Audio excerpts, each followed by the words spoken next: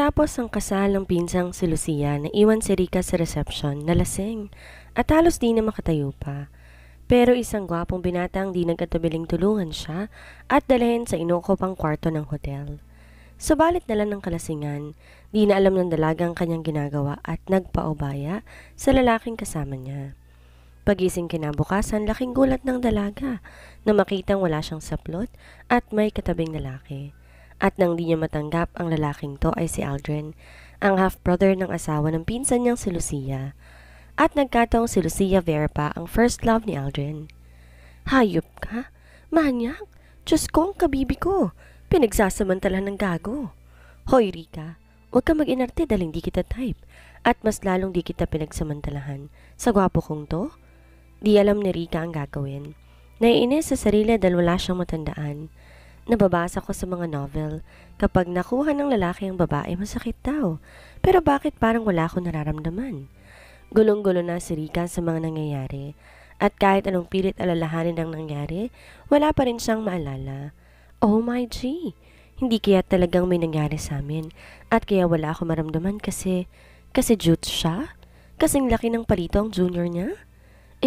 Basta, pinagsamantalan mong inosente kong katawan. Isusumbong kita sa daddy ko.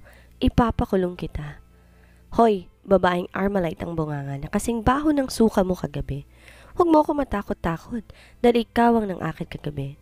Sumunod lang naman ako sa gusto mo at nag-enjoy ka naman. Puisit kang lalaki ka. Saglit natigilan si Rika na ilang sandali may narinig silang katok. Ganun na lang ang takot niya ng pagbukas ni Aldrin, bumungad sa kanyang amang si Cedric at ang ina niyang si Priscilla. Rika, ano tong ginagawa mo at may kasama kang lalaki? Dad! Rika's POV. Gamit ang nanlalabo kong paningin dahil sa kalasingan. Kanina ko pa nililibot ang tingin ko sa paligid. Reception party ng pinsan kong si Lucia pero nasa na ba siya? Saglit ko lang siyang iniwan para kumuha ng alak pero wala na siya pagbalik ko. Nasa na ba sila? Huwag niyang sabihing umalis na sila. Sa bagay, iilan na lang din naman pala mga bisitang naiwan. Karamihan nagsipag-uwian na rin pagkatapos silang matanggap ang mga souvenirs na bigay ng bagong kasal. Alam ko sa sarili ko, tipsy na ako. Kung bakit naman kasi ang sarap ng alak na natikman ko kanina, kaya nawili ako at naparami ang inom ko. Muli kong nilibot ang tingin sa paligid at napansin ko rin na wala na iba pang angka namin. Kahit sila mommy at daddy wala na rin. Mukhang nagsipag-uwian na silang lahat at naiwan ako. Sis, uwi na tayo. Akmang tutunggain kong alak sa kupita nang marinig kong boses ng kakambal kong si Robbie. May kasama siyang babae na kung di ako nagkakamali, anak ng isa sa mga bisita nila Lucia. Mauna ka na, susunod na ako. Ayoko maging third wheel sa date ninyo, no? Bigkas ko. Tamad ako na upo sa katabing upuan sabay lapag sa hawak kong kupita. Sa bagay, pwede ka naman magstay dito sa hotel kung gusto mo. Ito pala ang keycard ko. Ikaw nang gumamit dahil balak namin mag-joyride ni Julia buong gabi. Nakangiting bigkas ni Robbie sabay abot sa akin ng kanyang naipareserve na kwarto dito sa hotel.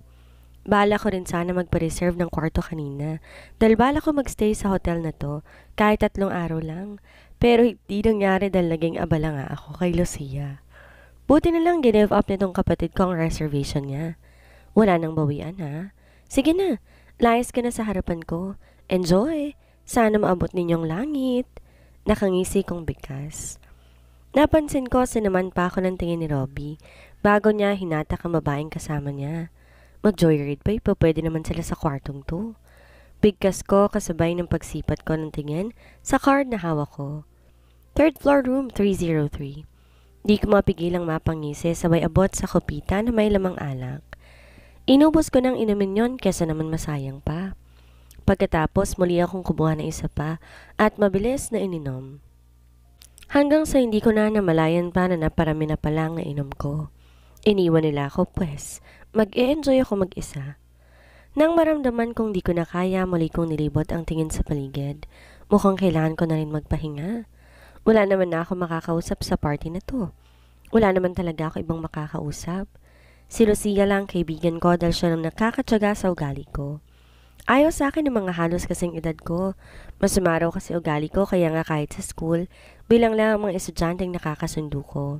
Minsan, iniisip ko inggit lang sila sa akin dahil di hamak na mas maganda ako sa lahat kaya ayaw nila sa akin.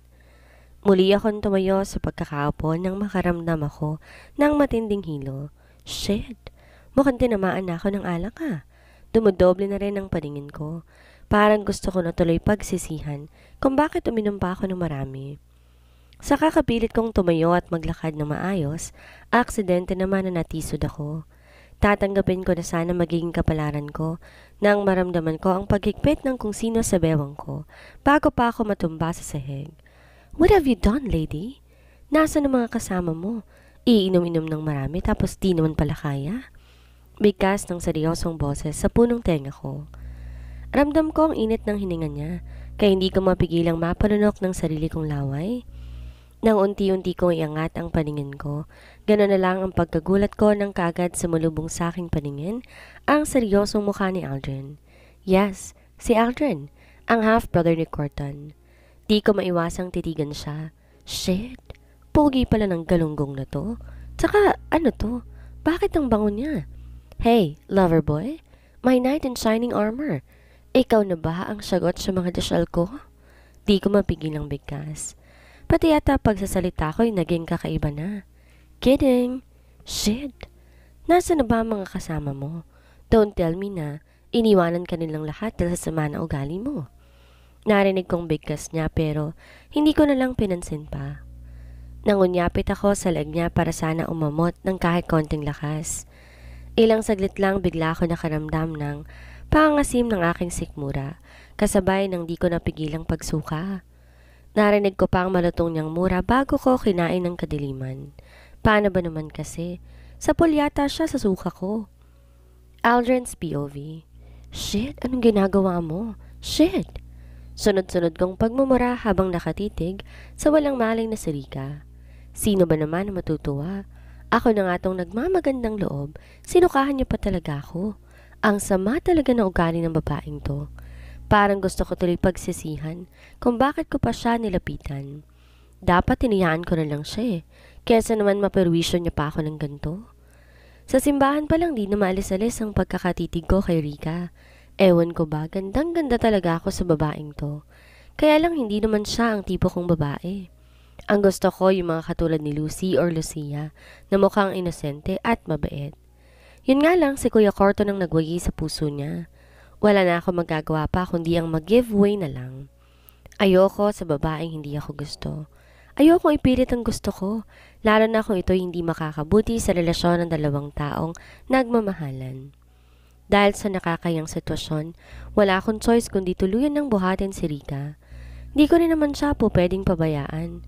Baka ako ang malagot kapag mapahamak ito. Karga-karga ko siya paalis at palabas sa sana dito sa reception party. Nang bigla akong habulin na isa sa mga waiter. Inabot ng isang keycard kaya't kaagad ko na rin tinanggap. Kung di ako nagkakamali, pag-aari ni Rika to kaya naman di ko napigilan ng mapangiti. May pakinabang din naman pala ang babaeng to eh. Di na ako mahihirapan pa kung saan ko siya dadalhin dahil naka-check-in naman pala siya dito sa hotel. Dadalhin ko na lang siya doon at iiwan at least nakagawa ko ng kabutihan sa kapwa ko. Kahit hindi kami magkasundo, magkakaroon siya ng utang na loob sa akin. Mabilis kong dinala si Rika sa kanyang hotel room. Pagkapasok namin sa loob, kaagad ko siyang dinala sa kama at inihiga. Mukhang lasing na lasing ang babaeng to dahil di man lang siya nag-react pagkababa ko sa kanya ng kama. Feeling ko talaga bukas pa ng umaga to magigising eh. Yun nga lang akmang lalabas na sana ako ng kwarto nang mapansin ko ang madumi kong kasuotan. Nasukahan nga pala ako ni Rika kanina at ayoko maglakad dyan sa labas na nangangamoy suka ko. Hindi ako dugyot at sinisigurado ko malinis ang katawan ko sa lahat ng oras kaya naman nagpasya ako na ipagpaliban na lang muna ang paglabas. Maliligo muna ako, total naman, tulog na tulog si Rika. Di niya malalaman na nagstay pa ako na matagal dito sa kwarto. Mabilis kong hinubad ang kasuotan ko o order ako ng pamalit na damit online. Sana lang may deliver ka agad dahil wala na akong balak pang gamitin ang suot kong nasukahan na ni Rika. Nakakadiri kasi talagang amoy. Kay gandang babae napakalasinggera. Wala sa sariling napatitig ako kay Rika nang mapansin kong gumalaw ito. Akala ko talaga magigising siya dahil nagpapabaling-baling na ito sa higaan. Baka dahil sa sobrang kalasingan, kaya hindi siya komportable ngayon. Shit, ang init. Lakasan mo ang aircon? Narinig kong sigaw niya. Lasing na lasing at hindi alam ang kanyang ginagawa. Mabilis kong dinampot ang remote ng aircon ko, lalo kong binabaan ng temperature. Tingnan ko lang kung magrereklamo pa siya. Pagkatapos kong gawin yon, di ko na pinansin pa ang balisang si Rika. Mabilis na ako naglakad patungo sa banyo para maglinis ng katawan. Di ko na kaya pang naaamoy ko eh. Ang baho talaga. Pagkapasok ko sa banyo, mabilis na ako naligo. Ang damit kong nasukahan, tinapon ko na sa basurahan. After kong maligo, o-order na lang ako ng damit online. Ayos lang naman siguro na magtatagal ako sa kwartong to. Wala naman akong gagawing masama. Pagkatapos kong maligo, ginamit kong isa sa mga bathrobe na nakita ko. Mabilis ako lumabas ng banyo pero kaagad ding napatda nang dumakong paningin ko sa kama. Si Rika. Nakahubad na niya ang suot niyang gown at tanging pang ilalim na saplot na lang ng katawan ang natira sa kanya. Nakatuwad pa ito habang nakasubsob ang mukha niya sa unan. Narinig ko ang reklamo niya na sobrang init daw. Di ko mapigilang mapalunok ng sarili kong laway habang pinagmamasdan siya. Lalaki ako at normal lang naman siguro sa akin ang makaramdam ng pag-iinit kapag nakakakita ng babaeng halos wala ng saplot, di ba? Lalo ng babaeng kagaya ni Rika. Dali-dali ako naglakad patungo sa kama. Dinampot ang kumot, itinakip sa kanakatuwad na si Rika. Ibang klase palang malasing ang babaeng to. Natutulog ng nakatuwad. Ano ba? Sabi ngang init eh, get lost. Narinig kong angal niya. Bigla siyang naupo ng kama na siyang dahilan, kaya muling nahawi ang kumot na nakatakip sa kanya. Di ko napigilang mapalunok ng laway nang mapansin kong dumako sa akin ng pagkakatitig na. Nagising siya or let's say, gising siya. Napansin ko sinipat ako nito ng tingin bago gumuhit ang isang ngiti sa labi niya. Lover boy, ikaw pala, ang pogi mo naman. Bigkas niya habang dahan-dahan bumababa ng kama. Di ko tuloy mapigilang mapalunok ng sariling laway habang pinagmamasdan ang maladyosa niyang kaanyuan. Ganito ba talagang babaeng to kapag nalalasing? Imbes matulog, hindi mapirmi sa isang lugar. Ang gwapo mo. Alam mo bang no jowa since birth pa ako? What do you think? Maganda naman ako, di ba? Bulol niyang bigkas. Lalo tuloy akong nakaramdam ng pag-iinit nang nag-pose pa siya sa harapan ko.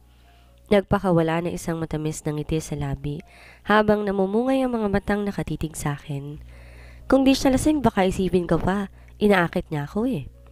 Lalo ko nagulat nang pasuray-suray siya naglakad palapit sa akin. At pagkalapit niya, mahigpit niya ako niyakap. Shit, abang mo naman, lover boy ko. Narinig kong bigkas niya sabay ng pagsubsob ng ulo niya sa dibdib ko. Para kong sinisilihan na ewan. Kahit amoy sukang babaeng to pero ang sarap sa pakiramdam ng ganito. Malambot ang katawan niya at ang init. Rika, shit, anong ginagawa mo? Halika, bumalik ka ng kama. Bigkas ko habang ginigiya siya pabalik ng kama. Kaya lang naman siya makulit dahil lasing siya eh. Di dapat ako mag-take advantage sa babaeng lasing, lalo na't sa isang kagaya ni Rika. Habang pinipilit ko si Rikang ibalik ng kama, naramdaman ko naman ang paglinggis niya sa akin. Para itong sinasapian ng masamang espiritu at walang tigil sa katatawag sa akin na salitang lover boy. Kung naiba-ibang babae lang to kanina ko pa to iniwan eh. Kaya lang hindi pwede. Parang pamilya na sila ng Kuya Corton ko. At baka ako pang lumabas na masama kapag pabayaan ko ang babaeng to. Rika, tumigil ka na nga. Ano ba? Nakakairita ka na ha? Naiinis kong bigkas sa kanya. Parang gusto ko na nga pagpawisan ng malapot dahil sa ginagawa niya. Nakapulupot ang dalawa niyang kamay sa leg ko. Habang hawak ko siya sa kanyang bewang, madala ko lang siya sa kama. Pagdating sa kama, mabilis kong hinaklit ang kanyang dalawang kamay sa leg ko. Nagulat na lang ako nang malakas na akong hinila kayang ending, napasubsob ang mukha ko sa kanyang dibdib. Ramdam ko ang pagwawala ng alaga ko sa pagitan ng aking hita. Lalaki ako at kanina pa talaga ako nagtitimpi sa mga pinagagawa ng babaeng to. Lalo na sa ganitong sitwasyon na nakahubad siya sa harapan ko at nakasubsob pa ako sa dibdib niya. Di ako santo na kaya magpigil ng ganitong sitwasyon. lalo na nang naramdaman ko na naman ang kanyang kamay humahaplos sa likuran ko. Nagbibigay yun sa akin ng sobrang init ng katawan na hindi ko mawari. Lover boy, hoy, tulog ka na? Matutulog ka na lang ba? Narinig kong bigkas niya. Wala sa sariling napatitig ako sa kanyang mukha at kita ko, nakatitig din siya sa akin habang namumungay ang kanyang mga mata. Di na ako nakapagtimpi pa. Mabilis kong tinawid ang pagitan ng aming labi at kagad kong inangkin ang labi niya. Yes, heaven! Nalalasahan kong alak sa labi niya pero di ko na pinansin pa basta't ang alam ko, gusto kong namnamin ang lambot ng labi niya na kagad lumukob sa bukong pagkatao. Kung nakakaadik ang alak, mas nakakaadik yata ang labi ni Rika. Kay sarap at parang ayoko ng tantanan. Di ako pinanganak kahapon para di alam kung anong ginagawa ko ngayon. Katunayan nga, bago ako dumalo sa kasalan nila Kuya Corton, may nakasama kong babae sa kondo ko kagabi. Sabi nga ng mga kaibigan ko, pasimple daw akong palikero. Pero iba si Rika. Kakaiba ang lasa ng labi niya. Ang sarap at parang ayaw kong tigilan. Lalo na nang maramdaman ko na parang di naman siya sanay sa halikan. Nag-aalangan siyang tugunin ng halik ko nung una hanggang sa maramdaman ko ang pagbaon ng kuko niya sa likod ko. Niringkis niya rin ang dalawa niyang paa sa hita ko, kaya naman kahit nakasuot ako ng roba, ramdam ko ang init na nagmumula sa kanyang katawan. Lalo kong pinag-igi ang ginawa kong paghalik sa kanya dahil mukhang game naman ang babaeng to. Wala akong narinig na kahit anong reklamo mula sa kanya. Pagkos, ilang saglit lang naramdaman ko na lang, ginigiya niya na ang galaw ng labi ko. Nakikipagsabay na rin ang dila niya sa dila ko kaya naman, lalo ko nakaramdam ng pag-iinit ng buong katawan. Ang kanina ko pang pagtitimpi, biglang naglaho. Napalitan ng di may paliwanag na matinding pagnanasa. Ang kaninang medyo kalmado ko pang paglalaki, biglang nabuhay at ramdam ko ang paninigas nitong sumasayad sa isa sa mga legs ni Rika. Lover boy? Narinig ko pang bigkas niya nang pakawalan ko ang labi niya. Wala lang. Ganito ako kapag nakikipagniig. Sinisigurado kong nag-iiwan ako ng bakas sa babae kong kaniig sa pamamagitan ng kiss mark na iniiwan ko sa kanyang katawan at walang lusot doon si Rika. Hindi ko alam kung swerte lang ba ako ngayong gabi. Nandito na sa harapan kong isang napakasarap na putahe na hindi ko kayang baliwalain. Excited na akong matikman siya at bahala ng bukas. Ang importante, masaya ako ngayong gabi. Di naman siguro ito matatawag na pananamantala dahil pareho kaming nasa edad na. Hindi ko rin naman siya pinilit. Hindi ko kayang alisin dahil nag-enjoy ako pero isang pangyayaring hindi ko inaasahan ang sumunod na naganap. Naramdaman ko na lang ang pagsuka ni Rika at sapul talaga sa aking ulo. Yes, sinukahan niya na naman ako kaya't wala sa sariling napatras ako. Sabay hawak sa aking buhok at di ko napigilang mapangiwi nang maramdaman kung gaano kalagkit at kabaho iyon. Ang pagnanasang naramdaman ko kanina, biglang naglaho. Biglang kumalma ang alaga ko at buong pagdidiri.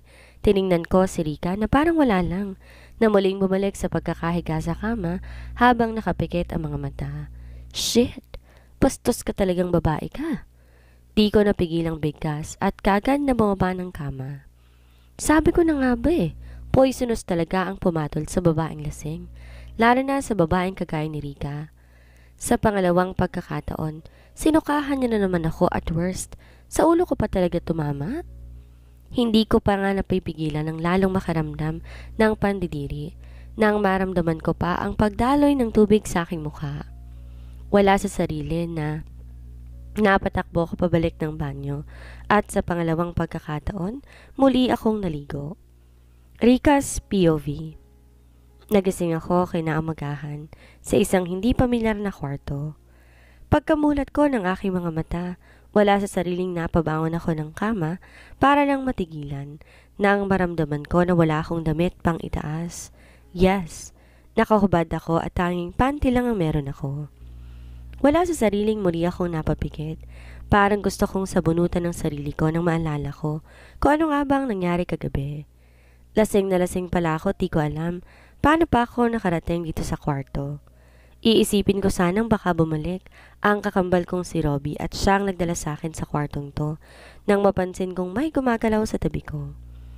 Nanlalaki ang mga mata na patitig ako sa gilid ko at Ganon na lamang ang gulat ko na mapansin ko. Hindi pala ako nag-iisa dito sa kama. May katabi pala ako at alam kong isa siyang lalaki. Isang lalaking nakatalikod siya sa akin. Wala sa sariling napanunok ako ng sarili kong laway. Habang dahan-dahan kong hinawakan ang kumot na nakatakip sa kanyang katawan. At mabalis na hinawi at gano'n na lamang ang panlalaki ng mga mata ko. Sa gulat, namakuan ko kung sino ito. Walang iba kundi si Aldrin. Yes, si Aldrin, ang half-brother ni Corton. Di ko na napigilan pa ang pag-alpas ng galit sa buo kong sistema. Mabilis kong hinawakan ng unan at walang sabi-sabi. Inihampas ko yon sa lalaking katabi ko. Manyak, bastos, walang iya. Di ko mapigilang sigaw, kasabay ng paulit-ulit na paghampas sa kanya. Napansin kong napabalikwasto ng bangon habang sa lubong kilay na napatitig sa akin. Inagaw niyang hawak kong unan at ibanto iyon sa sahig. Ano bang problema mong babae ka ha? Kagabi ka pa. Wala ka nang ginawa kundi perwisyuhin ako? Galit din niyang sigaw pabalik sa akin. Halatang naistorbo ko ang tulog niya. Lalo namang naninggit ang mga mata ko sa galit. At ako pa talaga ang may kasalanan. Pagkatapos ng tumabi sa akin dito sa kama, talagang siya pa itong galit. Di ko tuloy mapigilan ang lalong pag-alsa ng galit sa bukong sistema. Anong ginawa mo sa akin kagabi? Manyak ka? Manyakis? Galit kong bigkas at takmang sasabunutan ko sana siya, pero mabilis siyang umiwas. Buwaba ng kama bang di niya inalis ang pagkakatitig sa akin. Akmang bababa sana ako ng kama para sundan siya nang bigla siya nagsalita. Alam mo, Rika, hindi ko alam kung bakit ka nang bibintang. Sa itsura nating dalawa, halata namang ikaw tong pilit na inaakit ako eh. Bigkas niya kasabay ng paggalaw ng Adam's apple niya. Malagkit ang paraan ng pagkakatitig niya sa akin at gano'n na lang ang gulat ko na maramdaman ko na nakabuyang-yang nga palang dibdib ko sa harapan niya. By the way, nice mountain and cherry on top. Wala kang dapat ikahiya dahil natikman ko na yan kagabi. Nakangisi niyang bigkas. Lalong nanlaki ang mga mata ko sa galit at sa pagkataranta ko kaagad kong hinawakan ang makapal na comforter na binalabal sa katawan ko. Bastos, anong ginawa mo sa akin kagabi, ha? Pinagsamantalahan mo ko. Galit kong sigaw sa kanya at di ko na napigilan pa ang pagpatak ng luha sa aking mga mata. Anong sinasabi mong pinagsamantalahan? Hoy Rika, sa pogi kong to mananamantala ko. Gayong ikaw nga tong kusang nagubad sa harapan ko eh. Sagot niya naman sa akin. Di ko na napigilan ang sarili ko. Kagad na ako napabulahaw ng iyak. Hindi. Hindi totoo yan. Pinagsamantalahan mo ko. Nag-take advantage ka sa kainaan ko kaya ipapakulong kita. Idedemanda kita hanggang mabulok ka sa kulungan. Umiiyak kong bigkas. Di ko na napigilan pa ang tuloy-tuloy na pagpatak ng luha sa aking mga mata sa isiping hindi na ako virgin. Nakuha niya na ang pagkababae ko nang di ko man lang namamalayan. Anong pinagsamantalahan? Hoy Rika, hindi totoo yan. Walang nangyari. Paano may nangyari sa atin ngayong comatose ka nga? Wala ka sa sarili mo at sinukahan mo pa nga ako. Galit na bigkas niya sa akin. Patuloy ako sa pagkatungal ng iyak na parang wala nang bukas. Hindi kayang tanggapin ang kalooban ko na naisahan ako nitong Aldrin na to. Whatever. Isusumbong kita kay Daddy. Ipapakulong kita. Galit kong sigaw habang mahigpit ang pagkakahawa ko sa makapal na comforter na nakatakip sa hubad kong katawan. Akbang sasagot pa sana si Aldrin nang pareho naming narinig ang malakas na katok sa pintuan ng kwarto. Dari-daring naglakad patungo si Aldrin para sana pagbuksan ang kung sino mang kumakatok, pero napatda din ang pagbukas ng pintuan. Sila Mommy at Daddy ang kaagad bumungad. Diyos ko, ano nangyari? Totoo nga ang narinig kong balita. May kasama kang lalaki sa hotel room na ito? Halos nag-hysterical na bigkas ni Mommy. Mabilis siya naglakad papalapit sa akin. Hinawi ang kumot na nakatakip sa akin at muli din niyang binalik sa katawan ko nang mapansin niyang wala akong saplot. Boyfriend ka ba ng anak ko? Bakit magkasama kayo ng silid? Paano kung mabuntis si Rika? Narinig kong bagalit na bigkas naman ni Daddy kay Aldrin. Parang bigla ako nakaramdam ng pagsakit ng ulo dahil sa mga narinig ko. Sa totoo lang, di ko alam paano ipaliliwanag sa kanila kung ano ba talaga ang nangyari dahil nalasing ako kagabi. Pero pagising ko ngayong umaga, may katabi na akong lalaki. Wala sa sariling napasulyap ako kina Daddy at Aldrin. Nakayuko si Aldrin habang kinakastigo ni Daddy. Tinatanong ko anong nangyari sa aming dalawa kagabi. Sa sobrang kaba marahil, hindi na masyado makapagsalita si Aldrin. Heist, ano nga ba talagang nangyari kagabi? Bakit katabi ko siya sa kama kanina? Tapos subot-hubad pa ako. May nangyari ba? Pero wala naman akong kakaibang nararamdaman sa katawan ko. Ayos pa rin ako at wala namang masakit.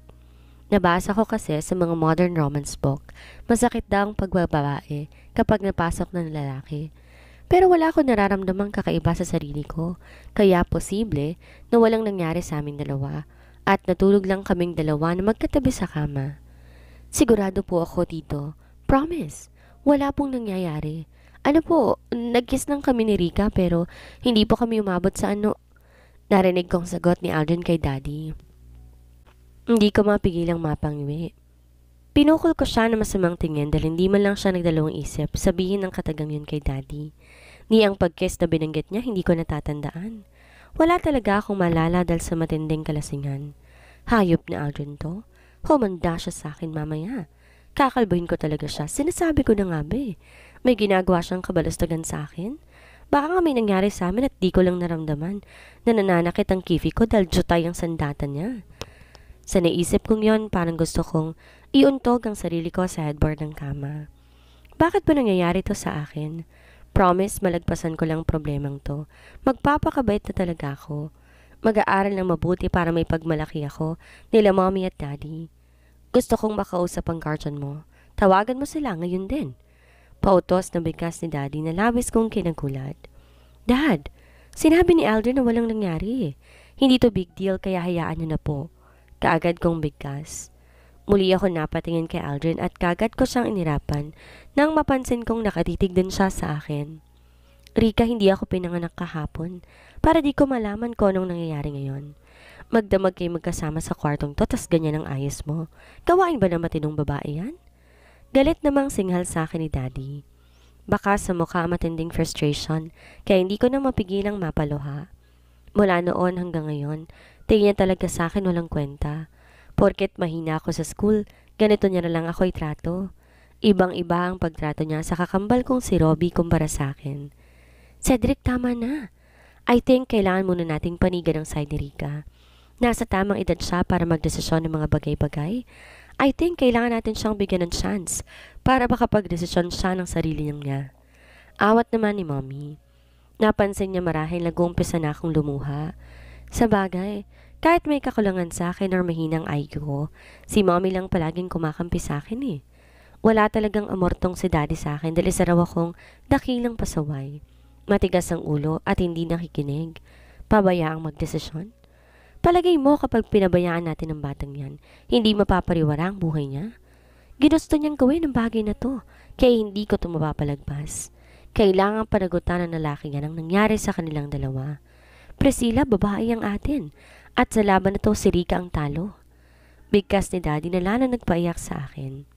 Ikaw lalaki, tawagan mo ngayon din ang guardian mo. Half-brother ka ni Corton, diba? At sure ako mabibigyan mo ng magandang buhay ang anak ko. Hindi ko mapapalagpas ang nangyari sa inyong dalawa, kaya't kailangan mo siyang pakasalan sa lalong madaling panahon. Bigkas ni Daddy na labis kong kinagulat. Gusto ko pa sanang umalma sa sinabi ni Daddy, pero naramdaman ko na lang ang paghawak ni Mommy sa akin. Napatingin ako sa kanya at napansin ko, umiling siya sa akin palatandaan. Pinipigilan niya ako magsalita, pero hindi ako nagpaawat. Kailangan ko ipaglaban ang karapatan ko dahil kinabukasan ko ang nakasalalay dito. No, Dad. Ayoko pang mag-asawa. Hindi ko siya boyfriend para magpakasal sa kanya. Kaagad kong alma. Wala nang tigil sa pagpatakang luha sa aking mga mata. Hindi kayang tanggapin ang kalooban ko na panghihimasukan nilang isang napaka-importanteng desisyon sa buhay ko na dapat ako lang gagawa. Nasa modernong panahon na para sa fixed marriage na tinatawag, kaya hindi ko talaga matatanggap to. Sana inisip mo yan, baka ka gumawa ng kalokohan, Rika. Ayusin mo ang sarili mo dahil ngayong araw mismo, ipapakasal ko kayong dalawa ni Aldrin. Galit na bigkas ni Daddy. Padekwatrong naupo ito sa sofa habang kita naman sa mga mata ni Aldrin ang kaba. Di marahil siya makapalag sa sinabi ni Daddy, kaya pinili niya na lang manahimik at gamitin ang kanyang cellphone para tawagan ang guardian niya. Ang alam ko wala na siyang mga magulang. Yung babaeng nakaaway namin ni Lucia before, patay na. Samantalang sumunod naman kaagad ang daddy niya. Si Carto na lang ang natitira niyang kamag-anak, pati na rin ang kanyang lolo at lola. Kung magpakasal kaming dalawa na lalaking to, sigurado ko, magiging disaster lang ang buhay ko sa piling niya. Rika's POV. Habang patuloy sa pagdidiskusyon sa mommy at daddy, hindi na ako umimik pa. Tahimik akong lumuluha. Panaka-naka ako napapasilap kay Aldrin at kapag nahuhuli ko na nakatitig din siya sa akin, kaagad ko siyang iniirapan. Nakabalabal pa rin ako ng kumot sa katawan ko nang dumating ang pinsan kong si Lucia Louise at Corton. Kasama din nila ang lolo at lola ni Aldrin na siyang tumatayong guardian ng walang hiyang ito. Kung di niya sana ako pinakilaman kagabi, wala sana ako sa gantong sitwasyon. Pagkapasok ng kwarto, mabilis akong nilapitan ni Lucia. Samantalang sila mommy at daddy naman nag-umpisa ng makipag-usap sa mga lolo at lola ni Aldrin, pati na rin kay Corton. Ano bang nangyari? Bakit kayo umabot sa ganitong sitwasyon? Nagtatakang tanong sa akin ni Lucia. Halatang naistorbo kong honeymoon na ng dalawa ni Corton dahil sa itsura nito, napipilitan lang din yatang bumangon sa kama para puntahan ako. Hindi ko alam. Nalasing lang naman ako kagabi tapos pagkagising ko kanina, nasa ganito na akong sitwasyon. Bigkas ko habang lumuluha. Napansin kong pinakatitigan ako ni Lucia bago tumango-tungo. Okay, ang mabuti pa magpaniwanag ka na lang kila tita at tito. Kung wala naman talagang nangyaring kababalaghan sa inyong dalawa ni Aldrin, kausapin mo sila. Pero bago yan, magbihis ka na muna. Bigkas nito sabay hawak sa taas ng paper bag. Alanganin akong tumango at habang nakabalabal ang kumot sa katawan ko, mabilis bumaba ng kama at naglakad patungo sa banyo. Nakakaya ang ayos ko ngayon, kaya kailangan ko nga palang magbihis. Sino ba kasing nagubad sa akin kagabi? Sinong maniniwalang walang nangyari sa aming dalawa ni Aldrin, gayong tanging panty lang natirang saplot sa katawan ko. Dahil sa sama ng loob na nararamdaman ko, naligo na rin ako. Masyado rin akong emosyonal at gusto kong makapag-isip ng tama. Gusto kong malagpasan ang sitwasyon na ito. Ayoko na makasal sa Aldrin na yan. Hindi ko siya type at hindi siya yung tipong lalaki na gusto kong makasama habang buhay. Sa isipin yon, muli akong naluha. Kinuskus ko pa ang katawan ko ng sabon para matanggal ang bakas ng kung anumang ginawa sa akin ni Aldrin kagabi. Peste talaga ang lalaking yun. Sinasabi ko na nga ba eh. Di talaga siya gagawa ng mabuti. Pagkatapos kong maligo, kaagad kong pinunasan ng marinis na towel ang basa kong katawan. Sinuot ang dalang damit para sa akin ni Lucia. Isang spaghetti mini dress at nagkasya naman sa akin. Pagkatapos kong magbihis, kaagad akong humarap sa salamin para mag-ayos. Ganun na lang ang panlalaki na mata ko sa gulat nang mapagmasdan ko ang sarili kong refleksyon sa salamin. Pinakatitigan ko ang leg ko na mapansin kong may pantal ito at ganun lang ang gulat ko na mapagtanto kung ano ito. Shit! Shit! Nilagyan niya ka ng maraming hiki? Hayop na yan. Gago! Maanghang kong bigkas sabang gigil na kinukuskus ang kiss mark gamit ang towel. Umaasang sa pamamagitan nito matanggal man lang sana ang ebidensya ng nangyari kagabi. Lintik na yan. Sinong maniniwala na walang nangyari sa amin dalawa ni Aldrin gayong nasa leg kong ebidensya? Parang gusto kong sabunutan ng sarili ko at marin kong pinikit ang aking mga mata. Pilit kong inaalala mga nangyari kagabi at gano'n na lang ang pagkagulat ko na isang eksena ang kaagad lumitaw sa balintataw ko. Isang malinaw na eksena sa balintataw ko ang biglang nag-flash. Kung paano nag-umpisa kaming naghalikan ni Aldrin at kung paano din natapos. Shit! Ang tanga mo, Rika! Impit kong sigaw nang di ko napigilan pa sa bunutan ng sarili kong buhok. Parang gusto ko na lang maglahong parang bula para lang matakasan ang sitwasyong to. Parang ayoko na tuloy lumabas. Muli kong tinitigan ang leg ko sa salamin at marahas akong napabuntong hininga. Wala akong kahit anong gamit para matakpan to. Ayoko rin naman lumabas dito sa banyong gantong makikita sa leg ko. Nakakahiya yun. Nakakababa yun ng dangal sa part ko. Nagtatalong kalooban ko kung lalabas ba ako or hindi nang makarinig ako na mahihinang katok sa pintuan. Kagad napabaling ang tingin ko at sabay hablot sa isa pang roba at sinuot. Ayoko ipakita sa kanilang lahat ang nakakahiyang sitwasyon ng leeg ko. Tatapusin ko lang ang problemang to, tumanda talagang Aldrin na to sa akin. Kapal na mukha niya para sabihin na nag-kiss lang kami. Vampira yata ang gago eh. Sinipsip ang leg ko, nagkulay ube. Kaya pala gano'n na lang reaksyon ni na mommy at daddy kanina. Pagkakita sa akin, dalang dami ko nga naman palang kiss mark na nakamarka sa leg ko. Pagkalabas ko ng banyo, ang nag-aalalang mukha ni Lucia, ang kaagad sa malubong sa akin. Wala sa sariling napatingin ako sa kinaroroonan nila daddy nang mapansin kong may isa pang lalaki silang kaharap. Sa center table may napansin akong nakapatong ng mga papel. Dumating na ang judge na magkakasal sa inyong dalawa ni Aldrin. Kung alam ko lang na mangyayari to, dapat nag-double wedding na lang tayo kahapon sa simbahan eh. Bigkas ni Lucia na labis kong kinagulat.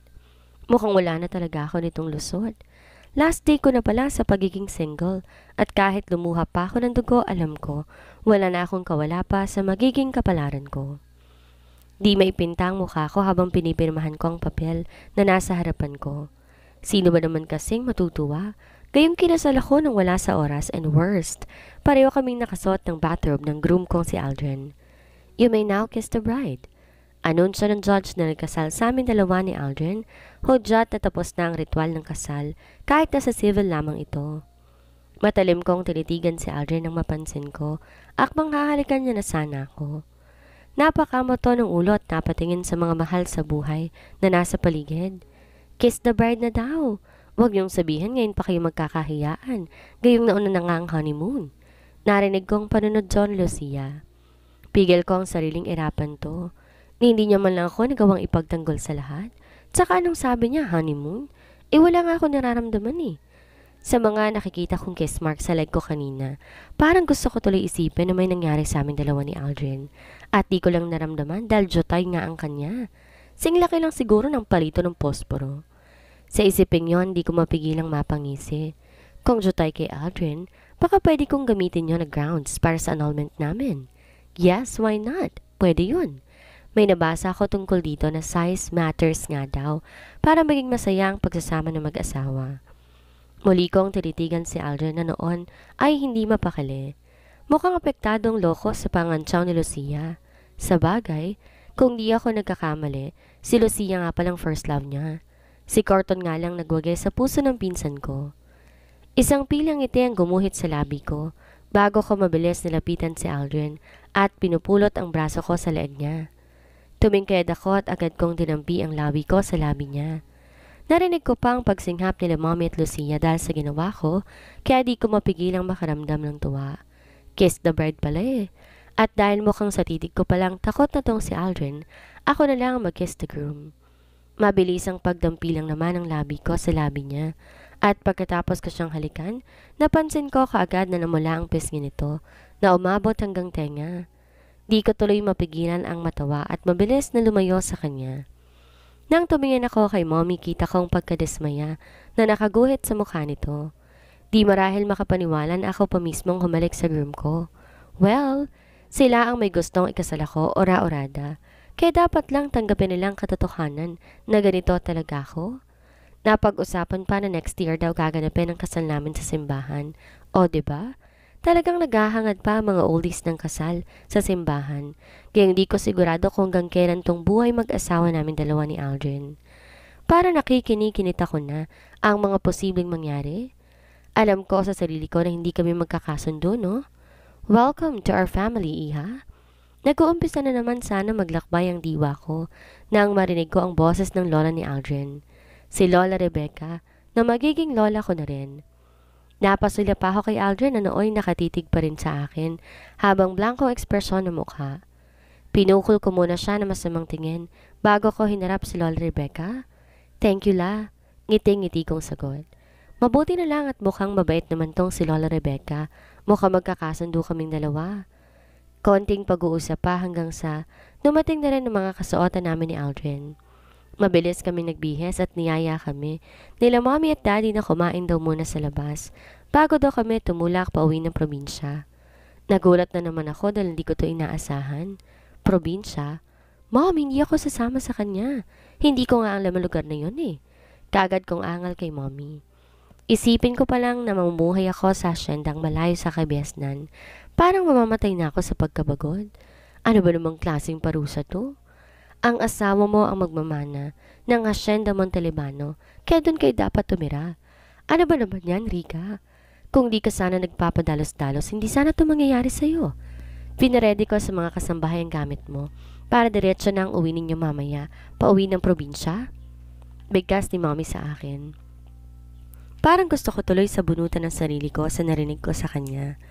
Paano ng pag-aaral ko nito, Mom? Hindi pwede. Hindi ko alam paano mamuhay sa bundok. Bigkas ko habang pigil ang sariling maluha. Rika, hindi bundok ang pupuntahan mo kundi hasyenda. Tsaka pag-aaral ba talagang inaalala mo? E gayong alam natin parehong wala kang amor sa pag-aaral? Hindi ka nga makapasa-pasa eh. Diretsahang sagot ni Mommy sa akin. Di ko tuloy mapigilang mapangniwi. Ina ko ba talaga to? Parang nahawa na siya kay Daddy sa pagpamamukha sa aking mapuro lang utak ko. Di ko tuloy mapigilang mapatingin kina Aldrin na nooy matyagang naghihintay sa amin dalawa ni Mommy sa hallway. Nauna nang pumunta sa restaurant si Rika at Corton kasama sina Lolo at Lola. Halika na, kakain muna tayo para busog kayo sa biyahe ninyo mamaya. And Rika, please, utang na loob. Ngayon may asawa ka na, magtino ka na ha. Mukhang mabait naman yung asawa mo kaya sana ayusin mo rin ang pakikisama sa kanya. Bigkas ni Mommy at nagpatiuna na tong naglakad papaalis. Wala akong choice kundi yan nakasimangot na sumunod sa kanila. Tinangka pa akong kausapin ni Aldrin pero inirapan ko lang siya. Wala lang. Mainit talaga ang ulo ko dahil sa mga nangyayari. Imagine, nakatulog lang ako tas pagising ko kinabukasan, may asawa na ako. Napaka-unfair naman ang kapalaran sa akin. Matagal pa ba? Di ko na mabilang pa kung ilang beses ko na tong natanong kay Aldrin. Pero feeling ko sa dulo ng walang hanggan ang punta namin. Kanina pa kami bumabiyahe pero wala yatang balak na huminto itong sasakyan namin. Although komportable naman tong sasakyan, dalalatang pasadya ang pagkakagawa at ready sa malayong biyahe. Hindi ko pa rin mapigilan na makaramdam ng pagkainib. Di ako sanay sa ganito. Narinig ko kanina po pwede naman daw kami sa chopper pero di ko rin maintindihan tong si Aldrin. Pinili niya talagang sumakay ng kotse na pagkalayo-layo na pala nang babiyahiin namin. Feeling ko tuloy gusto niya talaga akong pahirapan. Malapit na, mga 5 oras na lang. Bali walang sagot niya sa akin habang nakatutok ang kanyang mga mata sa kanyang cellphone.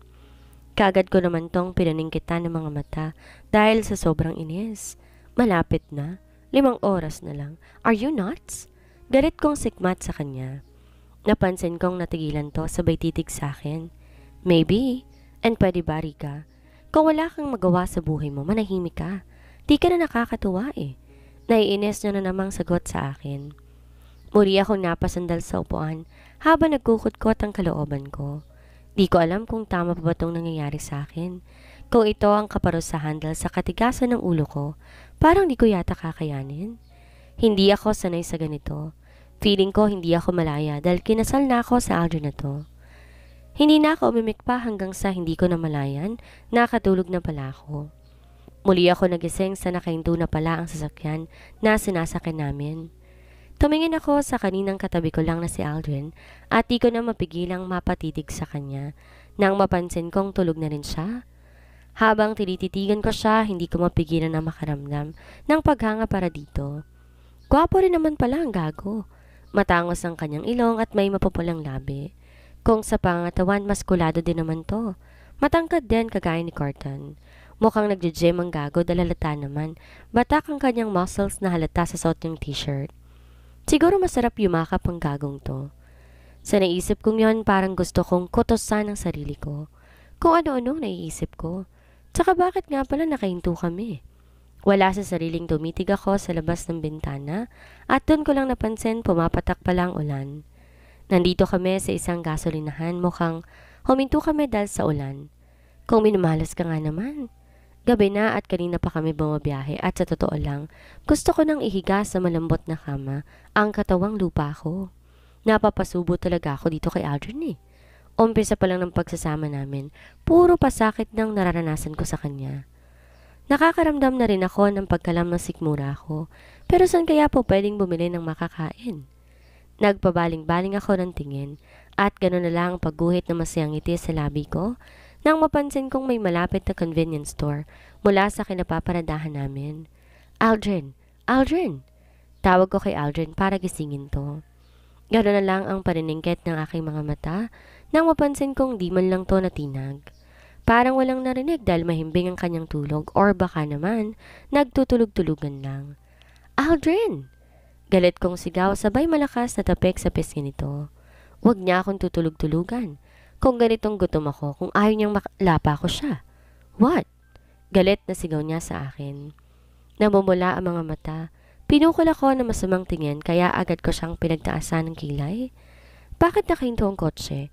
Paano tayo makakarating sa paroroonan natin kung ganitong nandito lang tayo sa gasolinahan at nakatambay?" Tanong ko sa kanya.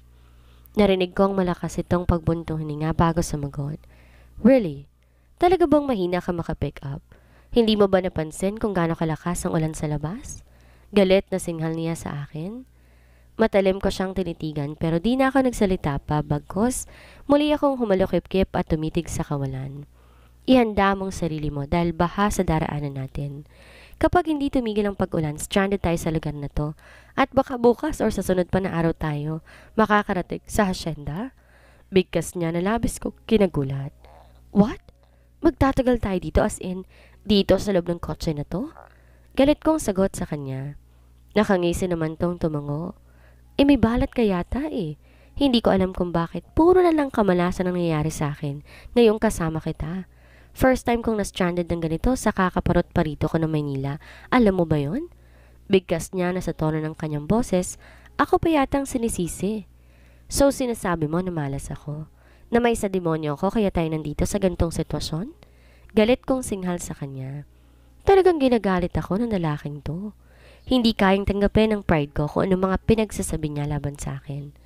"Oops, ikaw may sabi niyan." Bigkas niya habang nakangisi. Parang gusto ko nang magpapadyak sa inis. Ganito ba talaga kahirap kausapin ang lalaking to? Hindi ko talaga siya type at lalong di ko siya magugustuhan dahil sa ugali niya. Napakaengot kausap. Whatever. Bigkas ko sabay irap sa kanya. Narinig ko pa ang mahina nitong pagtawa, kaya muli ko siyang pinukol na masamang tingin. "By the way, nagugutom ako. Pwede bang ibili mo ako ng makakain?" Bigkas ko sa kanya.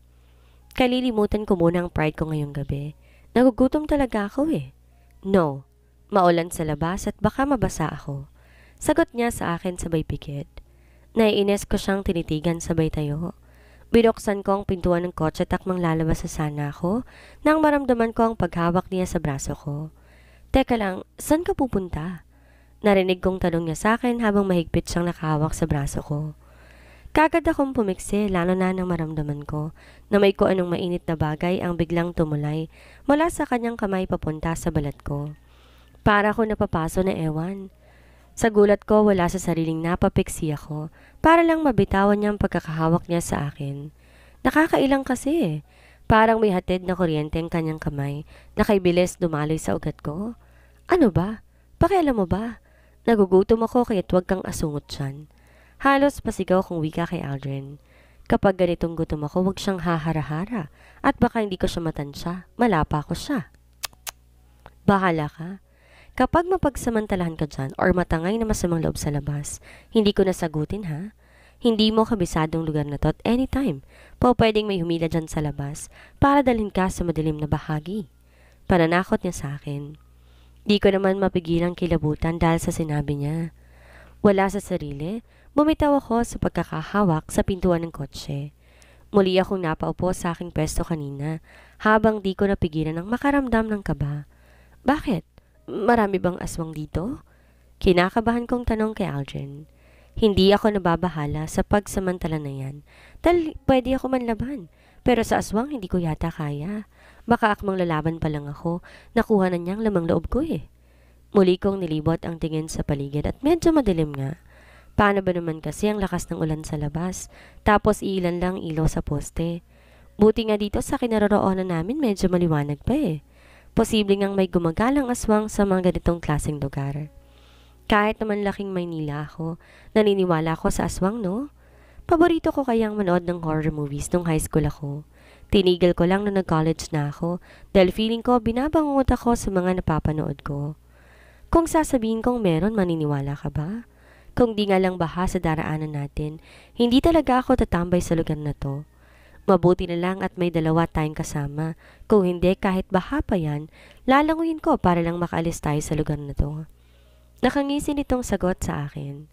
Di ko tuloy mapigilan ng mapanunok ng sarili kong laway. Biglang daloy ng takot sa buong sistema. Ganun ba? Bakit? Wala bang hotel dito? I mean, bakit kailangan pa natin magstay dito sa kotse kung po pwede naman tayo mag-check-in? Pautal-utal kong sagot sa kanya. Tuluyan na akong kinain ng takot. Mukhang nakuha ni Aldrin ang kahinaan ko ng mga sandaling ito. Naging mailap na rin ang mga mata ko sa paligid. Nagbabantay na baka bigla na lang may sumalakay sa amin at sapilitan kaming lumabas sa kotse para ilipad. Meron. Kaya lang ayoko rin mag-check-in dahil maraming multo. Nakangisi nitong sagot sa akin. Kagad naman ang laki ang mata ko sa takot. Ito na nga bang sinasabi ko eh.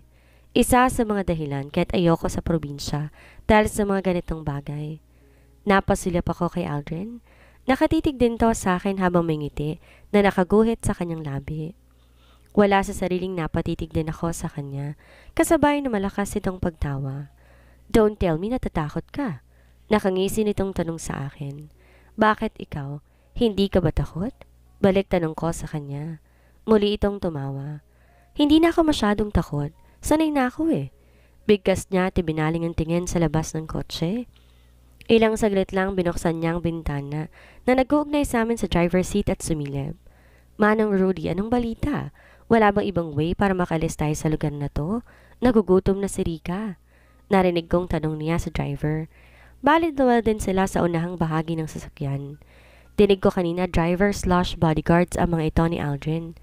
Negative sir. Ang pinakamabisang gawin, maghanap na lang tayo ng hotel para makapagpahinga kayo ng maayos. Mukhang di pa titigil ang ulan eh. Sagot naman ni manong driver.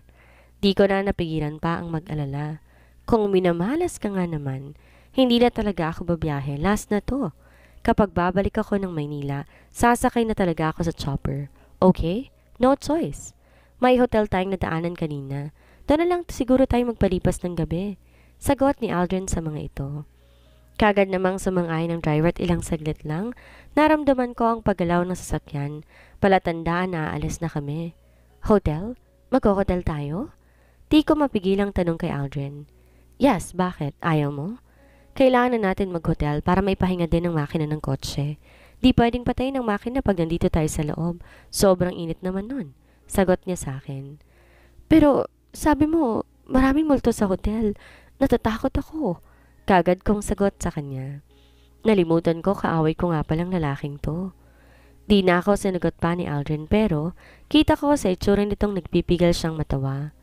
Di ko na lang pinansin pa dahil wala na akong energy para makipagtalo sa kanya. Baka mamaya kapag magalit to sa akin, bigla niya na lang akong iwan. Baka matinding takot pa maging dahilan para mamatay ako nang wala sa oras. May nadaanan kaming isang 24-hour fast food chain. Narinig ko inutusan ni Aldrin ang driver na dumaan sa drive-thru para makabili man lang na makakain. Pero parang wala na sa akin ang tungkol sa bagay na yon. Bigla na rin kasing nawala ang gutom ko dahil sa matinding takot na nararamdaman. Anong gusto mong kainin? Muli akong napatitig kay Aldrin nang tanungin niya ako kung anong gusto kong orderin. Napanunok pa ako ng sarili kong laway bago ako sumagot. Ikaw nang bahala. Wala sa sariling sagot ko sa kanya. Amused niya akong tinitigan bago niya sinabi sa crew kung ano ang orderin niya. Rika's POV. Mukhang marami ang mga pagkain in-order niya pero hindi ko na pinansin pa. Abala kasi ang mga mata ko sa kakasuyod sa buong paligid. You want or sa hotel ka na lang kakain? Napapitlag pa ako nang muling nagtanong sa akin si Aldrin. Pagkakuha niya ng mga pagkain in-order niya, kagad naman akong umiling. Sa hotel na lang ako kakain. Seryosong sagot ko sa kanya. Napansin ko na patitig siya sa akin habang bakas ang pagtataka sa kanyang mga mata pero hinayaan ko na lang. Mabilis naman kaming nakarating sa hotel na tinutukoy nila. Hindi itong hotel na inaasahan ko dahil maliit lamang ito pero wala na akong magagawa pa. Pagka-park ng sasakyan, may isang lalaki ang sumalubong sa amin na may dalang payong. Kaya kaagad na binuksan ni Aldrin ang pintuan ng kotse at nagpatiuna na itong bumaba. Halika na Rika.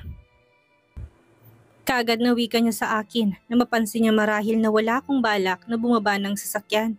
Natatakot man, Wala akong choice kundi ang sumunod sa kanya at nagulat pa ako nang hinawakan niya ako sa kamay at inalalayang makababa. May mga kwarto pa bang available? Narinig ko pang tanong ni Aldrin sa lalaki may hawak na malaking payong. Kaagad naman itong tumango. Meron pa po sir, pero malapit na rin mapuno dahil sa mga stranded na biyahero. Sagot na lalaki hanggang sa makapasok na kami sa lobby.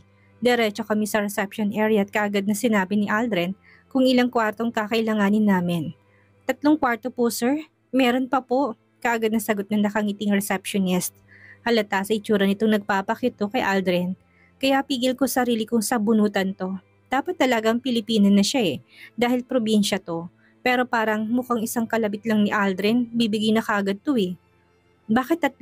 Nagtataka kong tanong kay Aldrin. Tumitig na muna to sa akin bago sumagot. Isa sa akin, isa sa'yo at isa sa mga kasama natin. Bakit? Nagtatahan tanong niya sa akin. Kaagad naman akong umiling. Nung una, nahihiya pa akong sabihin kung bakit natanong kong bagay na yon. Pero dahil nga sa takot na nagahari sa buo kong pagkatao, wala akong choice kundi sabihin sa kanya kung anong tumatakbo sa isipan ko kanina pa. Share na lang tayo, mahinang sagot ko sa kanya. Napansin ko na tigilan to't seryoso kung tinitigan. Why? Nagtatakang tanong niya. Napasulyap na muna ako sa nakasimangot na receptionist bago ko siya sinagot. Basta, ayoko magsulo sa mukhang haunted house na hotel na to, no? Baka may multo?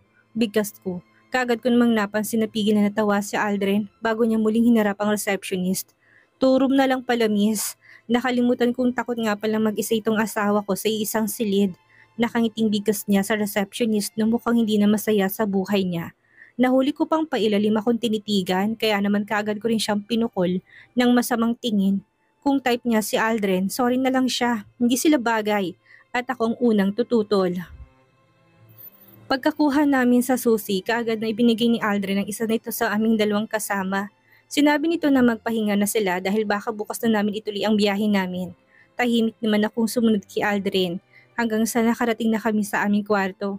Wala na bang ibang hotel dito? Tanong ko sa kanya habang binubuksan niya ang pintuan gamit ang susi. Mukhang napag-iiwanan ng panahon ng hotel na to, halatang luma at ang dilim pa ng hallway. Isa ito sa mga dahilan kaya ayaw ko magsalo sa isang silid dahil feeling ko pinamumugaran na ng ligaw na espiritong lugar na to. Para bang anytime posible na magpapakita sila sa amin. Wala na, ito lang ang nag-iisang hotel sa lugar na to. Swerte natin dahil nakakuha pa tayo ng room. Kapag magtuloy-tuloy pang ulan, baka mapuno na rin ito kaagad. Sagot niya sa akin, tumango na lang ako at halos sabay pa kaming pumasok. Sa loob ng kwarto nang mabuksan niya ang pintuan. Pagkapasok namin kaagad niyang nilak ang pintuan. Nag-double lock pa nga siya. Siguro wala din siyang tiwala sa lugar na to kaya ganon. Maganda nga naman na nag-iingat kami, kaagad ko nilibot ang tingin sa paligid. Parang gusto ko pang magmaktol nang pansin kong iisa lang ang kamang nakikita ko. Nag-iisa na nga lang ang kitid pa. Parang hindi naman sa pandalawang tao itong kwartong ito. Saka ang liit din ang silid na to. Walang ibang makikita kundi ang maliit na banyo at isang maliit na mesa. Pangmasa nga talaga. Nanditong pagkain. Kumain ka na para makapagpahinga ka. Gagamit lang ako ng banyo. Kaagad na wika niya sa akin at mabilis na siyang naglakad patungo sa maliit na banyo. Pagkapasok niya sa loob, kaagad niya isinara ang pintuan kaya naiwan ako mag-isa dito sa silid. Wala akong choice, kundi bulat-latin ang laman ng plastic bag na may lamang pagkain. Kumuha ako ng isang burger at isang soft drinks. Naupo-upo ang kahoy at nag-umpisa ng kumain. Nasa kasarapan na ako ng pagkain nang marinig ko na may humampas sa bubong ng kwarto namin. Wala sa sariling nabitawan kong hawak kong burger sabay tayo at mabilis na naglakad patungo sa banyo at malakas na kinatok ang pintuan. Aldrin! Aldrin! Sigaw ko habang kumakatok. OA man pero natatakot ako na baka may aswang na dumapo sa bubong katulad sa mga napapanood ko sa mga pelikula. Aldrin, ano ba? Buksan mo nga yung pintuan. May aswang! Halos mag-hysterical ko ng sigaw. Kagad namang bumukas ang pintuan kaya mabilis na rin akong pumasok sa loob ng banyo. Hindi ko malang napansin na tanging tuwalya lang palang nakabalot sa katawan ni Aldrin. What? Aswang? Gulat na tanong ni Aldrin. Sunod-sunod naman akong tumango. Alam ko na kulay papel ng mukha ko dahil sa takot, pero wala na akong pakialam pa. Ang importante sa akin ngayon ay ligtas kami makakaalis sa lugar na to. Yes, aswang. Nasa bubong. May aswang sa bubong, Aldrin. Takot kong bigkas. Posible talagang may aswang sa lugar na to dahil itsura pa lang ng hotel pang horror movies ni. Rika naman, ang laki mo na para maniwala sa mga aswang-aswang na yan. Umalis ka na nga. Hindi mo ba nakikitang naliligo ako? Yamot nga sagot niya sa akin. Imbis na paniwalaan niyang sinabi ko, mukhang kasalanan ko pa yata. Mukhang hindi siya naniniwala sa akin. May aswang nga, bakit ba ayaw mo maniwala? Ikaw may sabi sa akin kanina na maraming aswang at multo sa lugar na to. Kaagad kong sagot sa kanya, natatakot ako, bahala na. Kahit na anong gawin niya, hindi talaga ako lalabas ng banyo. Kung gusto niyang maligo, maligo siya. Wala akong pakialam. At naniwala ka naman. Tsk, narinig kong bigkas niya. Wala sa sariling napatitig ako sa kanya, lalo nang mapansin ko may ngiting nakaguhit sa labi niya. Bakit? Hindi ba totoo yung sinabi mo sa akin kanina? Ginugood time mo lang ba ako? Nainis kong tanong sa kanya. Ang takot na naramdaman ko kani-kanina lang ay biglang naglaho. Napalitan niyo na sobrang inis kaya kaagad ko siyang pinaningkitan ng mga mata. Palagay mo, seryoso ako? Lumuwang na yata ang tornino ng utak mo eh. Para sabihin ko sa iyo, Miss Rika, na mataray. Hindi totoo ang aswang at walang ganyan dito. Lumabas ka na nga, baka mamaya mahawaan pa ako sa pagiging lukarit mo eh. Sagot niya sa akin at muling binuksan ang shower. Dahil malit lang itong banyo kaya naman hindi maiwasang matatalsikan ako ng tubig mula sa shower. Nainis kong tinitigan si Aldrin bago ko padabog na lumabas ng banyo. Gagong yun ah. Ibig sabihin, hindi totoo ang sinabi niya sa akin kanina na may aswang sa lugar na to? Eh ano yung narinig kong kalabog sa bubong? Wala lang yon? Dahil sa ulan kaya ganon?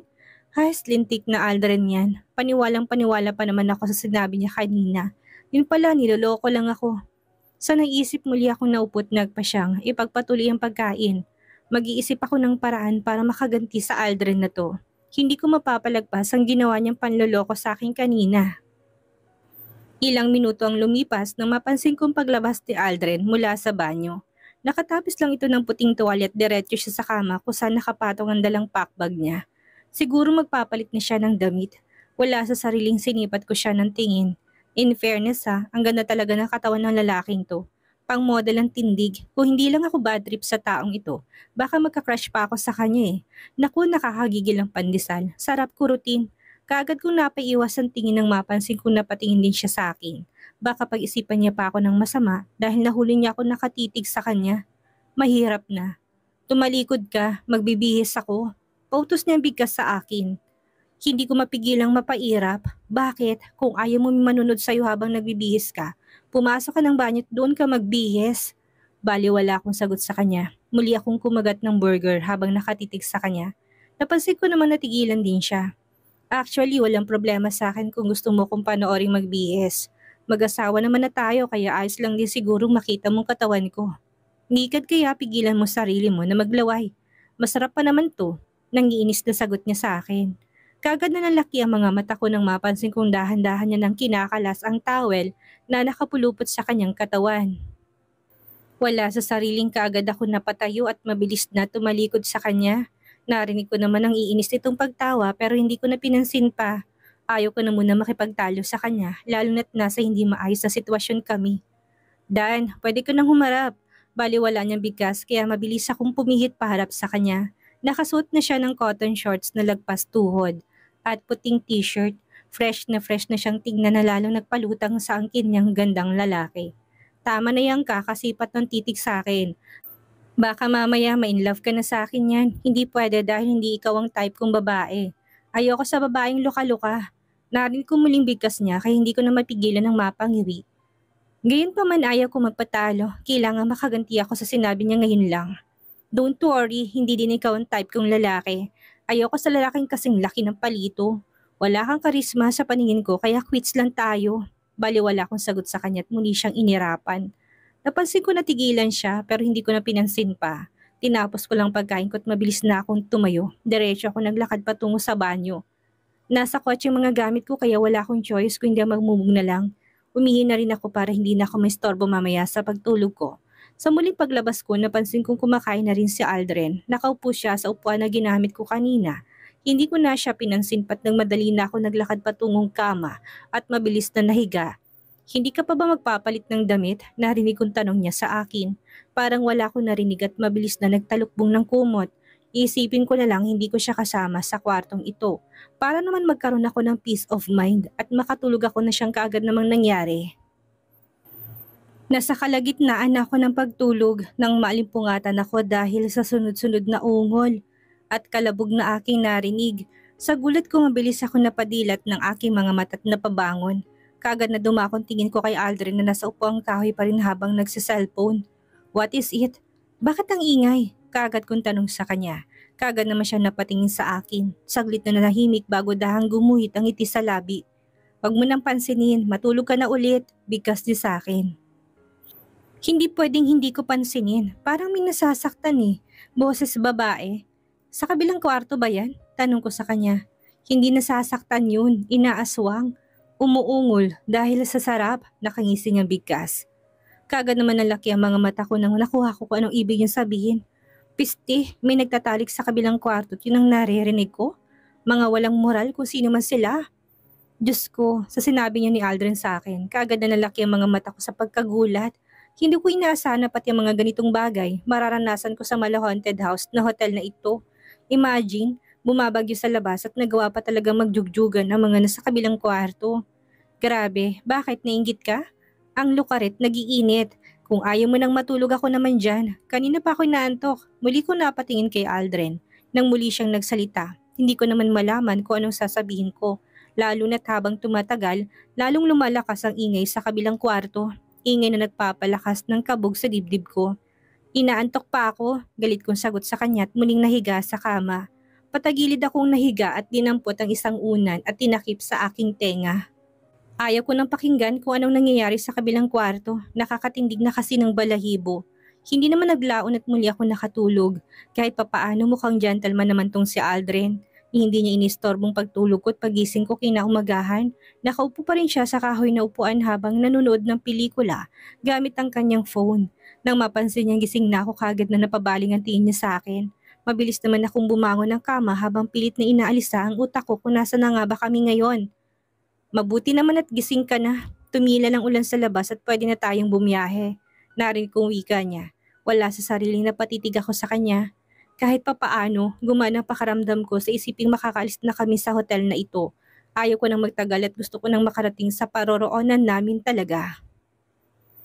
Mabuti naman kung ganon, saglit lang magbabanyo lang ako. Seryosong sagot ko sa kanya. Napansin ko nangangalumata itong si Aldrin dahil hindi siguro siya natulog magdamag. Nandyan nga palang bag mo, baka gusto mo magpalit ng damit, gawin mo na. Ayaw ko may katabi akong mabantot mamaya sa loob ng kotse. Habang nasa biyahe tayo, muling bigkas niya sabay turo sa akin sa isang familiar na luggage at ang personal handbag ko na hindi ko pala nabitbit kagabi pagbaba ng kotse. Nandyan kasi ang phone ko at ilang mga personal na gamit, lalong-lalo na mga kikay-kit ko. Matutuwa na sana ako dahil naisip niyang kunin ang gamit ko sa kotse para makapagpalit ako ng damit pero hindi naman nakakatuwang binitawan niyang huling salita.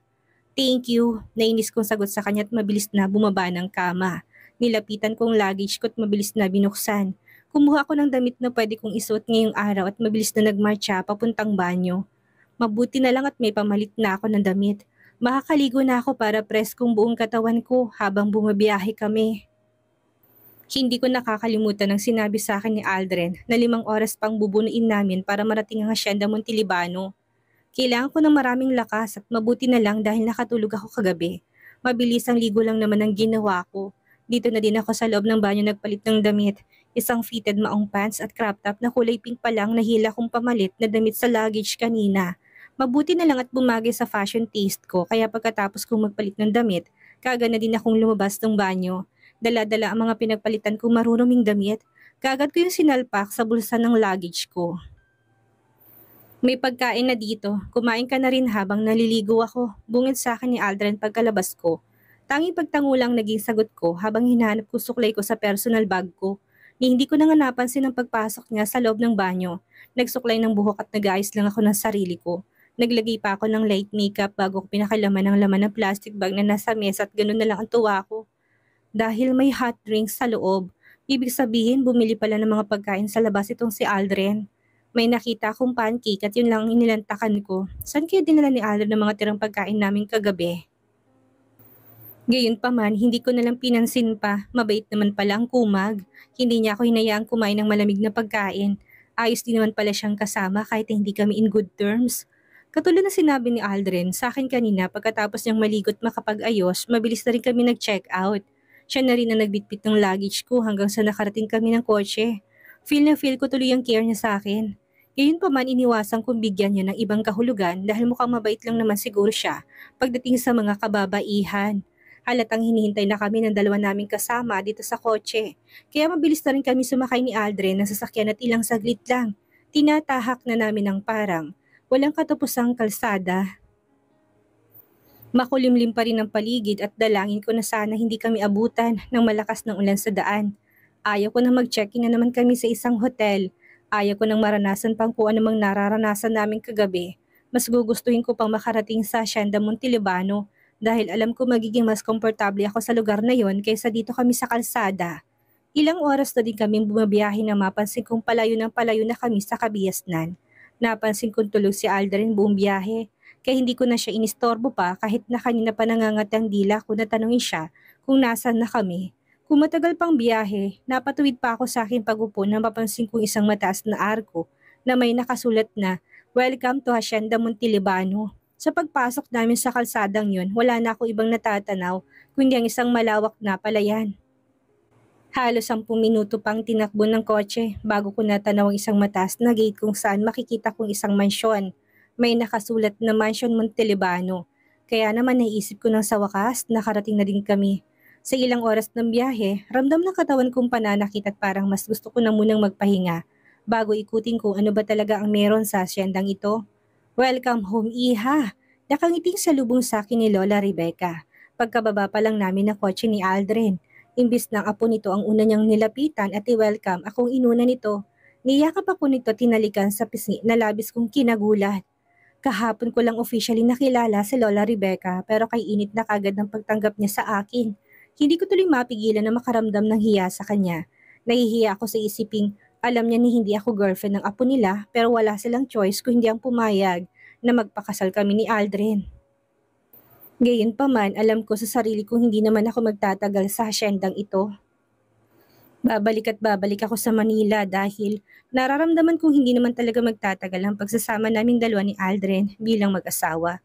Ang pagsasama na walang pagmamahal sa isa't isa ay mauwi lang sa malaking disaster.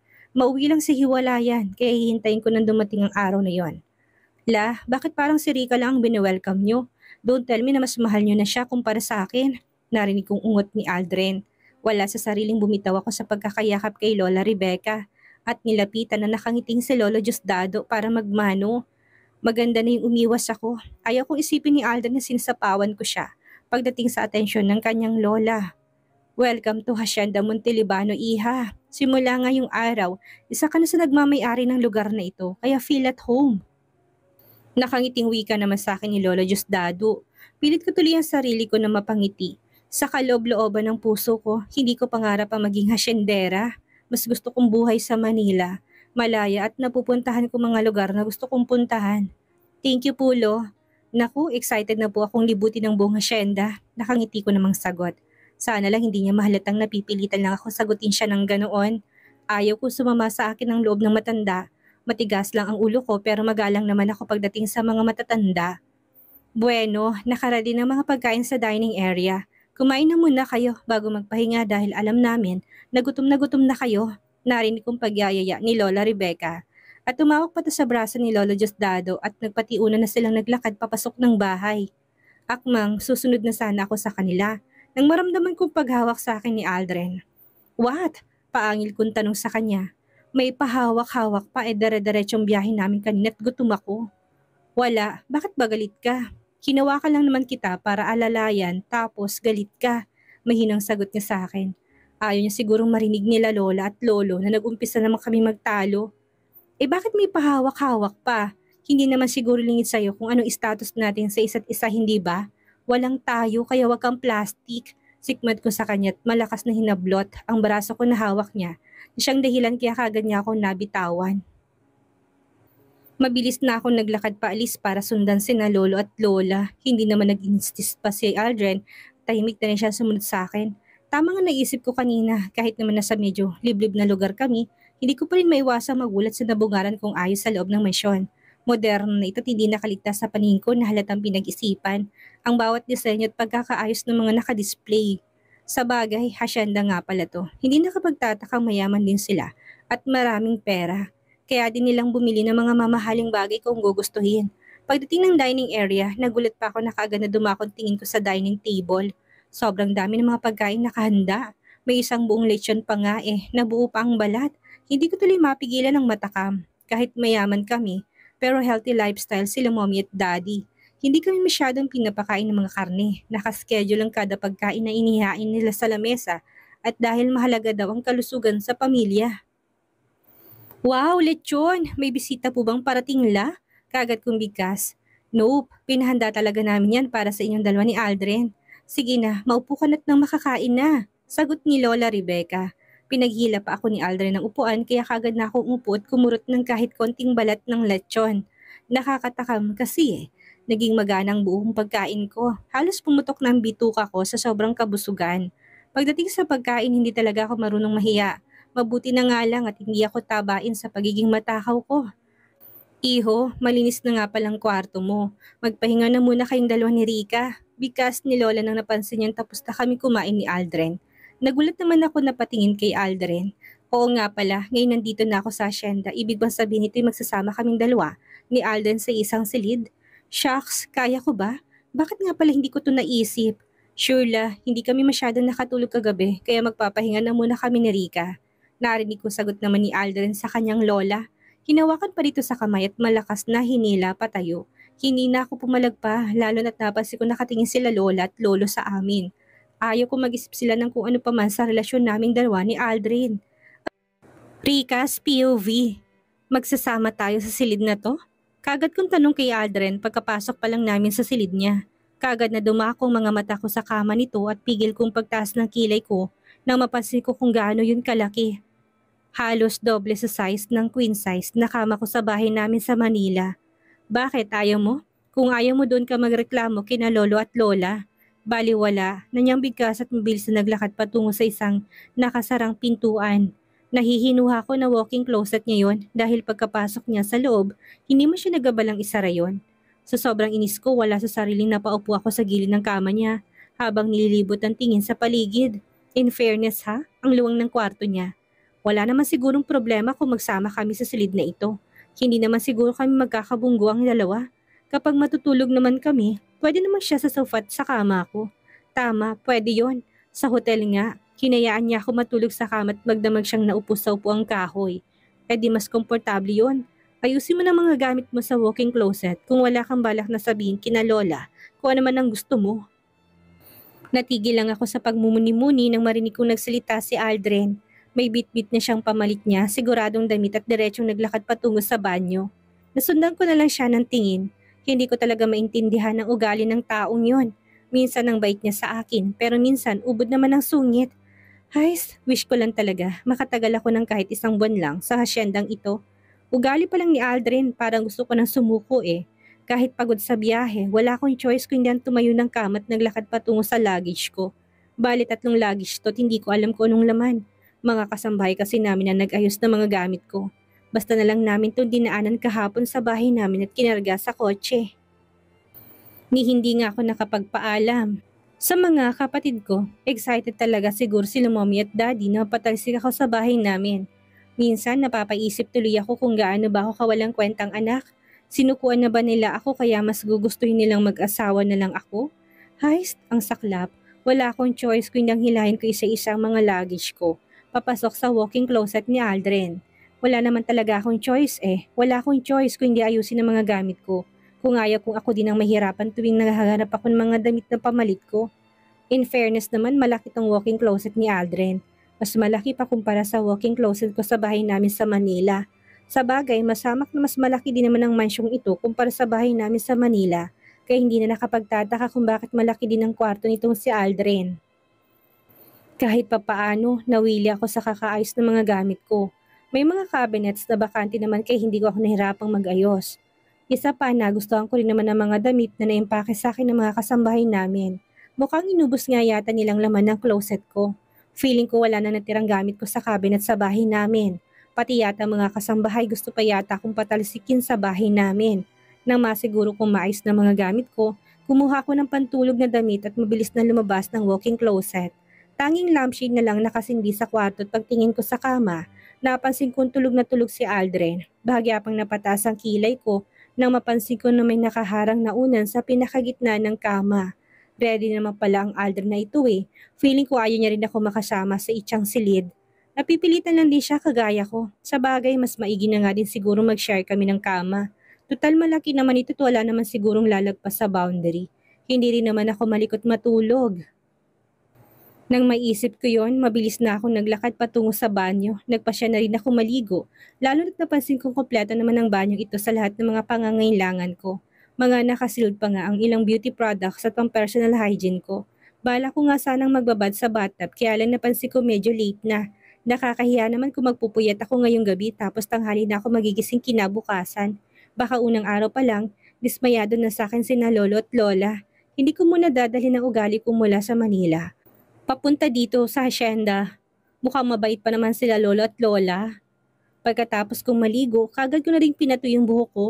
Nagbihis ng damit pantulog at lumabas ng banyo. Tulog na tulog pa rin si Aldrin, kaya nagdahan-dahan pa akong nahiga sa kabilang bahagi ng kama. Hindi naman nagtagal, nakatulog din na kagad ako. Nagising ako kinaumagahan sa sikat ng araw na tumatagos mula sa bintana ng kwarto. Dahan-dahan akong bumangon at nag-inat sabay na patingin sa pwesto ni Aldrin. At ganoon na lang ang gulat ko dahil wala na siya sa pwesto niya. Grabe, hindi niya man lang ako ginising. Masama talagang ugali, mahinang sambit ko at mabilis nang bumangon ng kama. Napasulya pa ako sa orasan na nasa gilid ng kama at ganoon na lang ang gulat ko dahil 9:00 na pala ng umaga. Shucks, sabi ko maaga akong gigising eh. Pagkatapos kong gawin ang morning routine ko, kaagad ako nagpalit ng desanting damit, isang maluwag na t-shirt at maiksing maong shorts. Mga ganitong klaseng pananamit ang nakasanayan ko sa Manila kapag nasa bahay ako at wala naman sigurong magiging problema. Alangan namang magbarot saya ako, hindi ba? Pagkalabas ko ng kwarto, diretso kong tinahak papuntang hagdan. May mga nadadaanan pa akong mga kasambahay na abala sa kanilang mga ginagawa. Hindi rin naman nakaligtas sa paningin kong napapatingin sila sa akin. Nagtataka marahil kung sino ako. Hindi ko nalang pinansin pa at diretso na akong bumaba ng hagdan. Nasaan na kaya si Aldrin? Pambihira naman ng lalaking yon. Bigla na lang akong iniwan imbis na i-assist niya ako dahil first day ko sa lugar na to. Ano kayang pwedeng pagkaabalahan sa lugar na to? Para namang hindi ako mabagot. Good morning, senyorita. Gising na po pala kayo. Binilin po kayo sa akin ni Doña Rebecca. Naka-ready na pong pagkain niyo sa dining area. Nakangiting bati sa akin isang medyo may edad na babae. Hindi ko alam kung anong katungkulan niya sa mansyon dahil ibang suot kumpara sa mga nadaanan kong mga kasambahay na naglilinis sa itaas. Nagulat pa ako nang tawagin niya akong senyorita. Uso pa ba ang ganitong klaseng pagtawag sa mga amo? Hindi ba pwedeng ma'am na lang? Masyadong formal lang senyorita. Rika, my name is Rika. Pwede mo kong tawagin sa pangalan ko instead na senyorita. Pilit ang iting sagot ko. Remember, kailangan ko magpakabait sa asyendang ito dahil dayo ako. Po, naku hindi po pwede senyorita Rika. Asawa po kayo ni senyorito Aldrin kaya dapat lang natawagin ko kayo ng ganyan tanda ng paggalang. Kaagad niya naman sagot sa akin. Hindi ko naman mapigilan na mapabuntong hininga. Hindi ba ako pwedeng magdesisyon sa kung anong gusto nilang itawag sa akin? Hayaan na nga lang. For experience na lang siguro. At least naranasan ko tawagin ako senyorita. Okay, sabi mo eh. And how about you? What is your name? Tanong ko sa kaharap po. Mas magandang kilala ko siya. Pwede niyo po akong tawagin manang luming senyorita. Ako pong mayordoma dito. Nakangiti niyang sagot sa akin. Kaya naman pala ibang suit niya dahil ang head ng mga kasambahay. Ayos din na, mukha naman siyang mabait kaya dapat nung natandaan kong pangalan niya. Manang si Aldrin po. Nasaan siya? Nakangiti kong tanong sa kanya. Napansin ko saglit na natigilan at napatitig sa akin. Baka nababaitan siya sa akin. Si senyorito po, nasa palayan po siya. Kapag nandito siya sa probinsya ay maaga po talaga siyang gumigising para suyurin ng halos buong lupain ng Hacienda Montalibano at para kamustahin ng mga tauhan. Sila Doña Rebecca at Don Diosdado naman nasa bayan. Nakangiti sagot nito sa akin. Kagad naman ako napatango. So, isang hasyendero pala tong si Aldrin. Hindi halata ha? Maputi at makinis kasing balat niya at kung kumilos, mukhang hindi naman probinsyano. Ganun po ba? Sige po manang, kakain na po muna ako. Nagugutom na kasi ako eh. Nakangiti ko sagot kay manang sabay hima sa sarili kong tiyan. Kung ganoon, liban sa mga kasambahay, nag-iisa lang pala ako dito sa mansyon ngayong umaga. Pagkatapos kumain, ano kayang pwede kong pagkaabalahan? Sinamahan na ako ni Manang Luming hanggang sa dining area. Nagulat pa ako dahil sa dami ng mga choices ng pagkain nakahain sa mesa. May mga pagkain nakabalot sa dahon na ngayon ko lang yata masusubukan. Ano po yan, Manang? Tanong ko kay Manang sabay turo sa isang partikular na pagkain. Mga kakanin yan, senyorita. Subukan niyo po, masarap yan. Paborito nga yun ni senyorita Lucia. Nung nagbakasyon sila dito nakangiting sagot sa akin ni Manang Luming. Kaga naman ako napatango. Dumampot ng isa at binuksan yon. Tinikman ko't nagustuhan ko naman. Hinainan pa ako ni Manang ng isang tasang hot chocolate na nagustuhan ko naman ang lasa. Kaya ang ending na paraming nakain ko. Pagkatapos kong kumain, nagpa siya ako maglakad-lakad na muna sa hardin. Kakaiba ang simoy ng hangin dito sa mansyon kumpara sa Manila. Mas sariwa dahil malayo nga sa kabayasnan. Abala ko sa kakasuyod sa buong paligid ng matanaw kong kakarating lang na si Aldrin. Nakasakay siya ng kabayo at hindi ko napigilang pakatitigan siya. Antikas ng tingnan, bumagay sa kanya isang kupasing maong pants at sandong puti. Hindi ko na tuloy napigilan ang sarili kong makaramdam na matinding paghanga sa kanya. Tarantang napaiwas ako ng tingin nang mapansin ko na patingin din siya sa gawi ko. Rika, kalma, hindi pwedeng matunaw ka sa titig niya. Si Aldrin lang yan, hindi siyang lalaking pangarap mong makasama habang buhay. Hindi ko mapigilang kastigo sa sarili ko. Imbis na salubungin ko pagdating ni Aldrin, mabilis ako naglakad sa pinakatagong bahagi ng garden. Hindi ko kayang makipagtitigan sa kanya. Naiilang ako, ang gwapo pala ng lalaking yun. Para siyang cowboy na nakasakay sa kabayo. Ang pogi niya. Ay, hindi ako dapat ma-in love sa kanya. Dapat kong pigilan ang sarili ko dahil hindi nga siyang type kong lalaki. Pero bakit ganito? Bakit sa tuwing nakikita ko siya, nakakaramdam ako ng malakas na pagkabog ng dibdib ko? Halos 3 araw pa lang kami magkasama pero ganito na kaagad ang nararamdaman ko para sa kanya. Natatakot akong isipin na baka mahulog loob ko sa kanya at kainin ko lahat ng sinasabi ko. Rika, nasan ka? Lumabas ka nga dyan. Ano bang ginagawa mo dyan? Natigil lang ako sa pagmumuni-muni nang marinig ko seryosong boses ni Aldrin. Mahabaging langit. Mukhang sinundan niya ako. Wala sa sarili na palingon ako't kagad na tumambad. Sa mga mata kong seryoso niyang mukha. Wala sa sariling napalunok ako ng sarili kong laway. Sumama ka sa akin. Muling bigkas niya. Wala sa sariling napatango ako. Sige, pero saan tayo pupunta? Nahutal kong tanong sa kanya. Parang gusto kong kumuha ng salamin na muna para tingnan ng sarili ko kung fresh pa ba ako. Kung maganda pa ba ako sa paningin ni Aldrin. Hindi pa naman ako nakapaglagay ng makeup kanina. Bakang putla ko na. Sa bukid, isasama kita sa paglilibot sa bukid. Bigkas niya, imbis na humidi ako kagad akong tumango.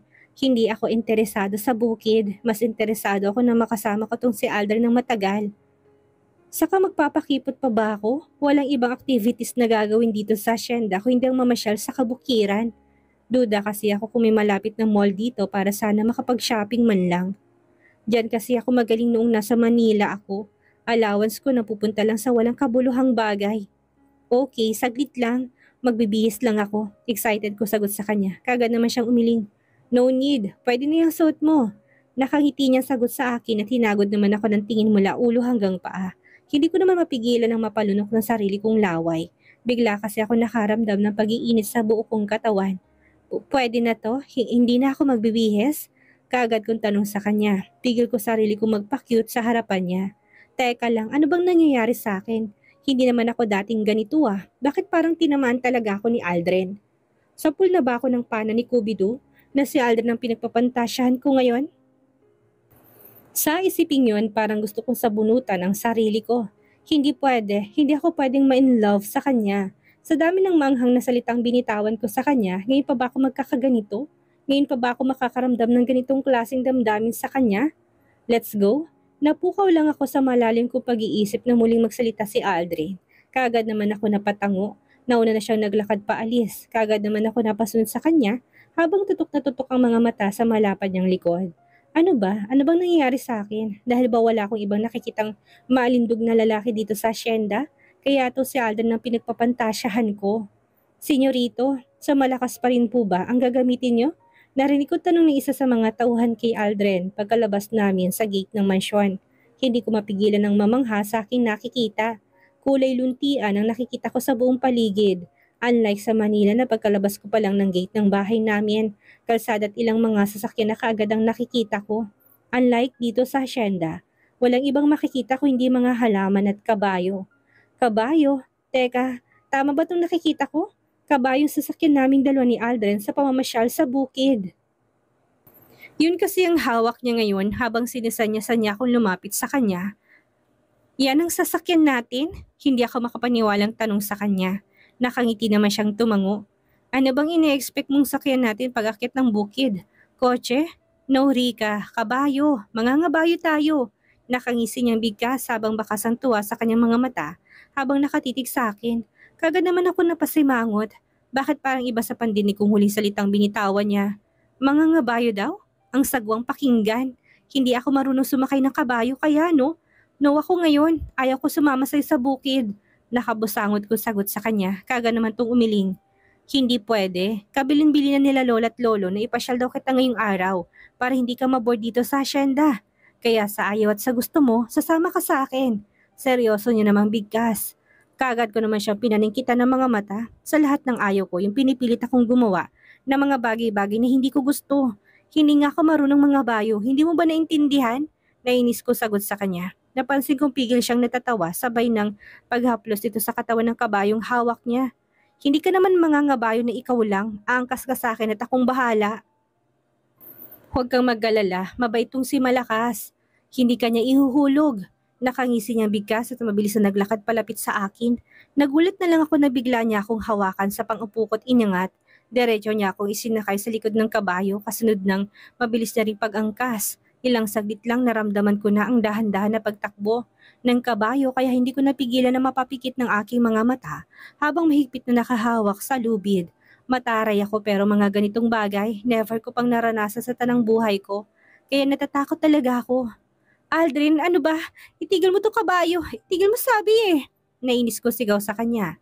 Habang nararamdaman kong pabilis ng pabilis ang takbo ng kabayo. Natatakot akong idilat ang aking mga mata. Feeling ko katapusan ko na. At ito ang ganti sa akin ni Aldrin. Dahil sa matalim kong pananalitang binitawan ko sa kanya nitong mga nakaraang araw. Hey, relax. Wala kang dapat na ikatakot. Hindi mo ba nararamdaman kung gaano ka-secured sa akin? Narinig ko sabit niya sa may punong tenga ko. Wala sa sariling napadilat ako nang maramdaman kong kamay niya sa bewang ko. Mahigpit siyang nakahawak sa bahaging yun habang nakasandal naman ako sa kanyang malapad na dibdib. Hindi ko napigilang mapalunok ng sarili kong laway nang ma-realize ko kung anong klaseng position meron kami ngayon. Bumagal na rin ang pagtakbo ng kabayo ng idilat kong aking mga mata. Isang malawak na palayan ang kaagad na sumalubong sa aking paningin. Napakagandang pagmasdan. At sa tanang buhay ko, ngayon lang ako nakakita ng ganito kagandang tanawin.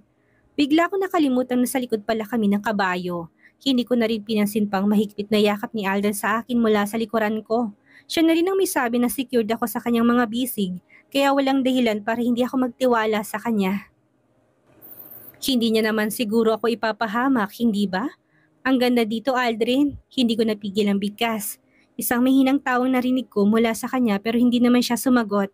Ilang saglit lang, muling bumilis ang pagtakbo ng kabayo. Kung kanina takot ako, iba na ngayon. Pilit kong binubusog ang mga mata ko sa mga nakikita ko sa daan. Mga bagay na bago sa paningin ko hindi ko mapigilan na mamangha. So, kamusta? Takot ka pa rin ba? Narinig kong tanong niya sa akin. Parang musika sa pandinig kong boses niya. No, ang ganda dito. Ang sarap. Malakas kong sigaw.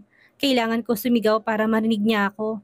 Sa sobrang lakas ng takbo namin, dumadampi ang malinis na simoy ng hangin sa aking muka. Hindi ko alam kung saan ako dadalhin itong si Aldrin.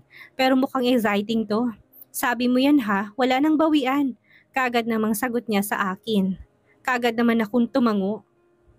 Sa wakas, mukhang may dahilan na para magkasundo na kaming dalawa ni Aldrin. Kapag ganito ba naman siya palagi, pipilitin ko na talagang maging mabait sa kanya. Basta lang busugin niya mga mata ko sa magandang tanawin dito sa hasyenda nila. Halos isang oras din tumakbo ang kabayong si Malakas bago kami huminto sa isang mataas na talon. Kagad na nalaki ang aking mga mata na mapansin ko kung gaano kaganda ang buong paligid. Mula sa kinaroroonan namin ni Aldrin, tanaw ko malinis sa tubig sa isang lawa. Para bang nainganyo yung sa akin na magtampisaw sa tubig. Sayang nga lang dahil wala akong dalang damit. Kung alam ko lang na dito ko dadalhin ni Aldrin, nagbaon sana ako ng pamalit na damit. We're here. Baba na muna tayo para mas ma-enjoy mong buong paligid. Bigkas ni Aldrin at nauna na siyang bumaba ng kabayo para alalayan niya ako pababa. Katulad kanina sa pagsakay ko, halos buhatin niya ulit ako para makababa ng kabayo. Ramdam kong pagiging gentleman niya kaya hindi ko mapigilan na makaramdam ng tuwa. Bahagi pa rin ba ito ng Hacienda Montenegro? Natutuwa akong tanong sa kanya pagkatapos kong makababa ng kabayo. Yap, isang malaking paraiso ang Hacienda. At isa ang talon na yan ang pinakamaganda sa lahat ng tanawing makikita mo dito sa buong lupain. Nakangiti niyang sagot. Hindi ko naman napigilan ng mamangha. Sa sinabi niya ni Aldrin, mukhang may dahilan na para magtagal ako sa asyendang ito. Marami naman palang pwedeng pasyalan na bago sa mga mata ko. Parang hindi na tuloy ako makapaghintay, nalibuti ng buong asyenda para tuklasin ang tago nitong ganda. Binusog kong mga mata ko sa magagandang tanawing nakikita ko nang bigla ko naramdaman ng ilang butil ng tubig na pumatak mula sa kalangitan papunta sa aking balat. Wala sa sarili na patingala ako't ganun na lang ang pagkagulat ko nang mapansin kong nagbabadyang malakas na ulan. Wala sa sariling napatingin ako kay Aldrin na nunay bakas ang pagkabahala sa kanyang mga mata. Shit, bakit ang bilis nagbago ng panahon? Isang malakas na ulan ang parating kaya bilisan mo, Rika. Kailangan na muna natin sumilong. Bigkas niya sabay hila sa akin. Kaagad naman ako nagpatianod. Sa isang malaking puno niya ako dinala. Sakto namang bumuhos ang malakas na ulan pagkakubli namin. Kaya lang hindi pa rin kayang protektahan kami ng mayabong na dahon ng puno. Nababasa pa rin kami ni Aldrin sa patak ng ulan mula sa kalangitan. Wala naman kaming choice kundi ang maupo na lang habang hinihintay kung kailan matapos ang ulan. Mas lalo din kaming mababasa kung susuungin namin ang ulan. Rika's POV. Ano nang gagawin natin ngayon dito? Dito na lang ba tayo? Hindi pa ba tayo aalis? Hindi ko na napigilan pantanong kay Aldrin. Nakakaramdam na ako ng ginaw sa aking sistema. Bakit ba palagi na lang kaming napapasuong sa ulan? Noong pauwi kami dito sa asyenda, inulan kami tapos eto na naman. Nangyari na naman ulit. Inulan na naman kami.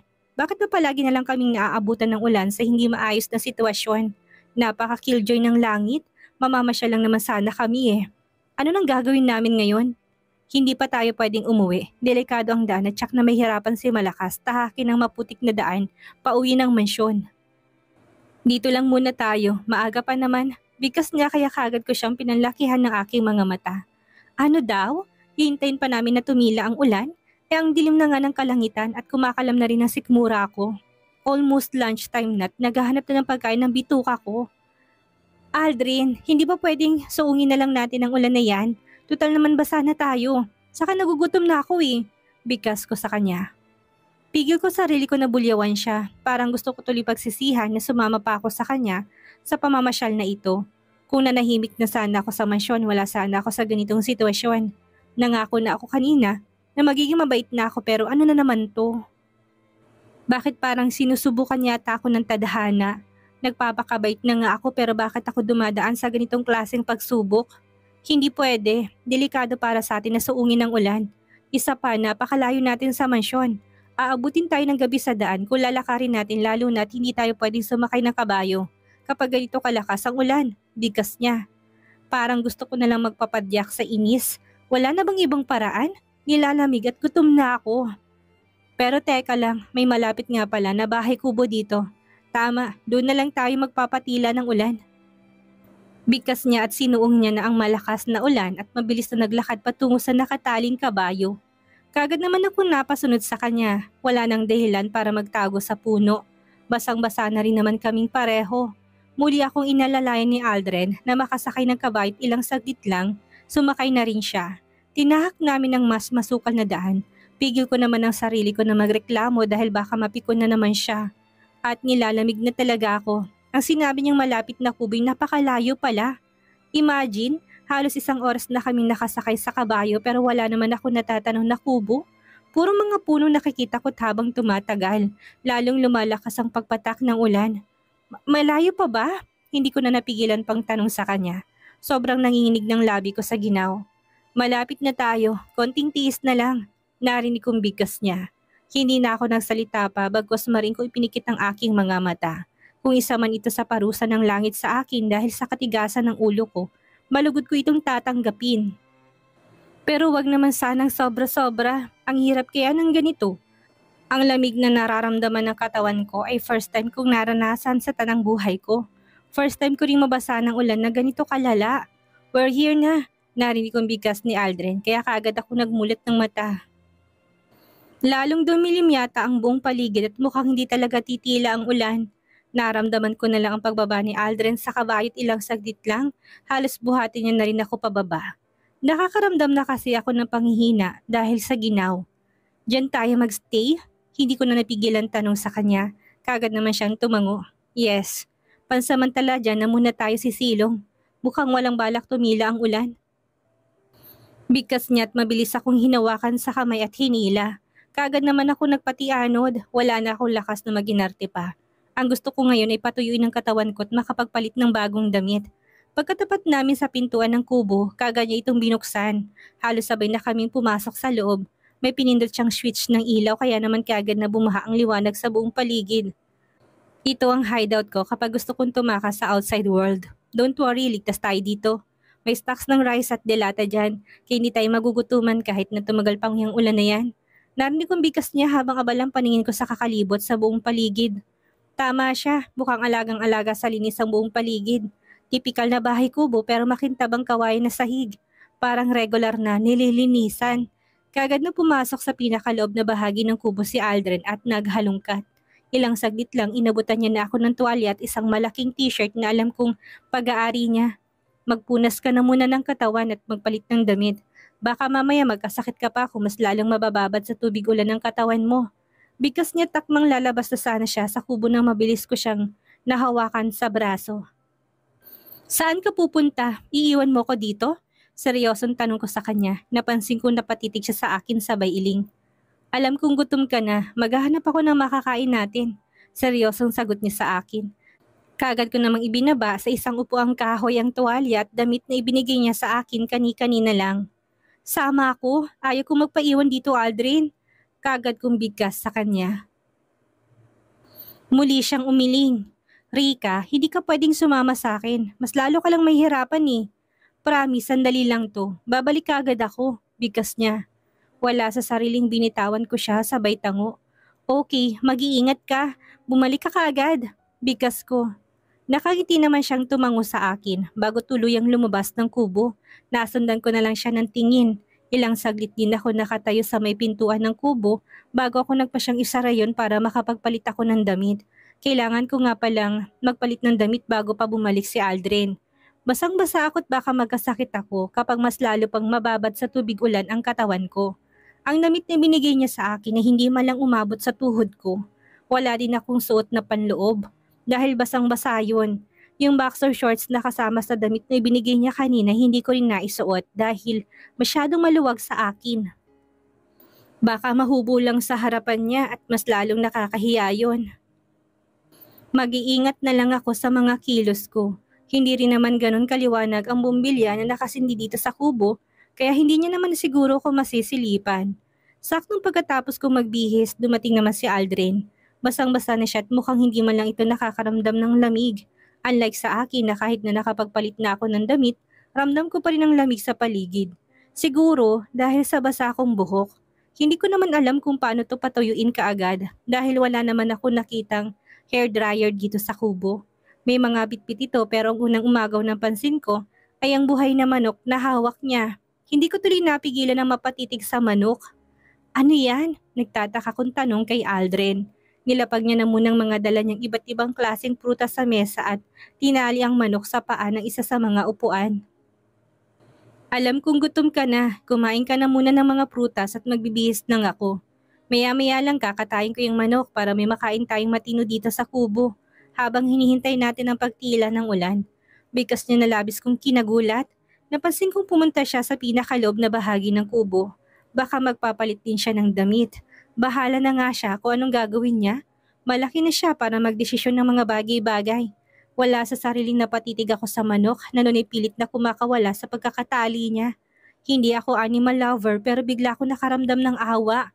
Hindi ko ma-imagine na mamayala na konti, papatay na siya ni Aldrin at lulutuin para may makain kami. Wala sa sariling dumampot ako ng hinog na saging at binalatan. Kinakain ko ang saging na hindi ko inalis ang pagkakatitik sa manok. Bigla ako nakaramdam ng awa, bahalam na siguro. Kung wala kaming makaing matino mamaya, wag lang kakatayin ng manok. Naawa kasi ako talaga. Ano nga palang gusto mong luto sa manok na yan? Tinola, inihaw, adobo? Narinig ko muling bigkas ni Aldrin. Ni hindi ko malang namalay ng muli niyang pagbalik. Nakabihis na rin siya at naupo sa katapat na upuan at dumampot ng isang hinog na mangga. Hiniwa niya yon bago kumain. Kakatayin mong manok na yan? Kagad na tanong ko sa kanya. Napansin ko mabilis niyang pagtango. Yeah, expert ako sa mga ganyang bagay kaya sisiw na lang sa akin na magkatay ng manok. Gusto mo bang subukan? Nakangiti niyang tanong sa akin habang nakatitig sa aking muka. Kagad naman ako umiling. Ha? Ano? Hindi. Ayoko. Bigkas ko't mabilis na nag-iwas ng tingin sa kanya. Wala namang ibang kahulugan ang mga titig na ipinupukol niya sa akin pero naiilang ako. Alam kong magulong buhok ko at kahit face powder, wala akong naipahid sa aking muka. Sigurong pangit-pangit ko sa paningin niya. Kumain ka pa ng prutas. Pagkatapos kumain, pwede kang mahiga muna sa maliit na kwarto ng kubo na to. Wala kang dapat na ipag-alala. Kahit naabutin tayo na magdamag dito, safe pa rin tayo. Private property ang lugar na to at walang mangangahas na papasok ng ibang tao sa lupain na to. Nakangiti niyang bigkas. Kagad naman ako napatango. Hindi naman ako nag-aalala tungkol sa bagay na yon. Alam kong safe naman talaga ako sa lugar na ito, lalong na at kasama ko siya. Aminado ako na simula noon na nakilala ko siya, marami na nagbago sa akin. Aldrin, liban sa manok na yan, may iba pa bang pwedeng maging pagkain dito sa kubo mo? Hindi ko napigilan tanong sa kanya. Napansin ko pagkunot ng noo niya dahil sa tanong kong yon. Bakit? Hindi ka ba kumakain ng manok? Nagtataka niyang tanong sa akin. Kumakain. Isa sa mga paborito ko yung luto ay fried chicken eh. Kagad ko sagot sa kanya. Okay, gawin na lang nating fried chicken ng manok na yan. Sagot niya habang nililigpit niya ang mga balat ng prutas na pinagkainan namin. Tinapon niya yung sa isang sako bago siya naglakad. Patungo sa maliit na kusina ng kubo. Nasundan ko na lang siya ng tingin at ganun na lang ang panlalaki ng mga mata ko. Nang pagbalik niya may dala na siyang isang maliit na kutsilyo at isang bowl. Teka, anong gagawin mo? Kagad na tanong ko sa kanya. Matamis niya akong initian at paskwat na naupo para kunin na nakataling manok. Kagad na lalaki ang mga mata ko sa pagkabahala nang ma-realize ko kung anong gagawin niya. Aldrin, pwede bang wag na lang siya? Kagad kong bigkas sabay tayo at dampot ang kutsilyong nilapag niya sa upuan. Tinago ko pa yung sa aking likod na labis niyang pinagtaka. What do you mean? Akala ko ba gusto mo ng fried chicken? Kagad na tanong niya sa akin. Kahit nasa lubong ng kilay niya, super gwapo niya pa rin. Oo, gusto ko ng fried chicken kaya lang naawa ko sa manok eh. Katulad natin may buhay din sila kaya pwede bang wag na lang? Arbor ko na lang siya sa'yo, please. Nakikiusap kong bigkas. Kidding? Joke ba yan? Naawa ka sa manok? Amused na tanong niya sa akin. Kagad naman ako napasimangot. Anong akala niya sa akin? Nagbibiro lang? Seryoso ako no? Basta hindi ako papayag na saktan yung manok na yan. Kahit hindi ako makakain ng fried chicken, ayos lang. Dahil hindi ako pumayag sa katayan na mangyayari, wala kaming kibuan ni Aldrin habang kumakain. Unang beses kong kumain ng sardinas at kanin at masarap naman pala. Mas masarap ito kumpara sa habang buhay ako makokonsensya dahil hindi ko siya pinigilang patayin ng isang walang kalaban-laban na manok. Yun nga lang, mukhang masama ang loob ni Aldrin sa naging decision ko. Wala kasi siyang kaimik-imik habang kumakain kami. Pinilit ko na lang na ignorahin yon dahil natatakot ako na baka iiwan or palayasin niya ako dito sa kubo. Ang lakas pa rin ng ulan sa labas. Pagkatapos namin kumain, siya na rin na nagligpit ng mga pinagkainan namin. Ang ginawa ko, pumasok ako sa loob ng maliit na kwarto at naupo sa maliit na papag. Alanganin kung magkasya bang 2 tao dito. May manipis na foam at makapal na kumot kaya alam kong magiging komportable naman ako sa papag na ito buong magdamag. Problema na ni Aldrin kung saan siya matutulog. Mukhang wala talagang balak na tumilang ulan. Nilalamig ako kaya kaagad kong binalot ang katawan ko sa isang medyo makapal na blanket. 6:00 pa lang ng gabi pero sobrang dilim na ng buong paligid. Mukhang walang balak tumilang ulan kaya walang choice kundi ang magstay sa kubo nito magdamag. Kahit basa pang buhok ko, nagpasya ako mahiga na. Kusang matutuyo lang siguro tong buhok ko. Medyo mabigat kasi ang pakiramdam ko at parang gusto ko matulog. Siguro dahil sa pagod na rin. Kung tutuusin, halos 2 buwan akong walang matinong pahinga. Ako ang nag-asikaso sa kasal ng pinsan ko si Lucia at Corton. Pumapasok din ako sa school noong time na yon. Sa kagustuhan kong may pasa ko ng mga niiwan kong subjects para sana makagraduate na ako kaya lang palpak na naman. Bigla ako naikasal kay Aldrin kaya ang ending totally stop na ako sa pag-aaral. Sa angka namin ako lang siguro hindi magiging professional. Bakit ba kasi napakapurol ng utak ko pagdating sa pag-aaral? Matalino naman sana si Daddy, ganun din daw si Mommy. Hindi ko tuloy malaman kung kanino ba ako nagmana. Sa isiping iyon, marin kong naipikit ang aking mga mata. Parang gusto ko na naman tuloy maiyak. Gusto ko rin naman sanang maipagmalaki ako nila Mommy at Daddy. Kaya lang mukhang hindi na mangyayari yon. Bigla na lang kasi ako nag-asawa eh. Hindi ko na namalayan pa ang pag-usad ng oras. Hindi ko na nga namalayan na nakatulog na pala ako at nagising na lang ako sa isang malakas na bagay na humampas sa bubungan ng kubo. Aldrin! Mahinang tawag ko sa pangalan ni Aldrin. Sobrang dilim na ng paligid at lalong dumoble ang lamig na nararamdaman ko. Parang hindi sapat ang blanket na gamit ko para maibsan ang panginginig ng katawan ko. Dahil sa lamig na nararamdaman. Anong oras na ba? Sinipat kong suot kong relo at napansin kong halos alas 11 na pala ng gabi. Dahan-dahan akong bumangon at muling napahiga nang maramdaman ko na parang umiikot ang buong paligid. Aldrin, nandiyan ka ba? Help! Mahinang bigkas ko. Gustuhin ko man lakasan ng boses ko pero parang wala akong lakas. Masakit ang lalamunan ko at para akong tatarangkasuhin. Rika, what is it? Tinatawag mo ba ako? Matulog ka na muna. Solar light lang ang gamit natin at ubos ng battery kaya huwag ka nang magtaka kung madilim ang buong paligid.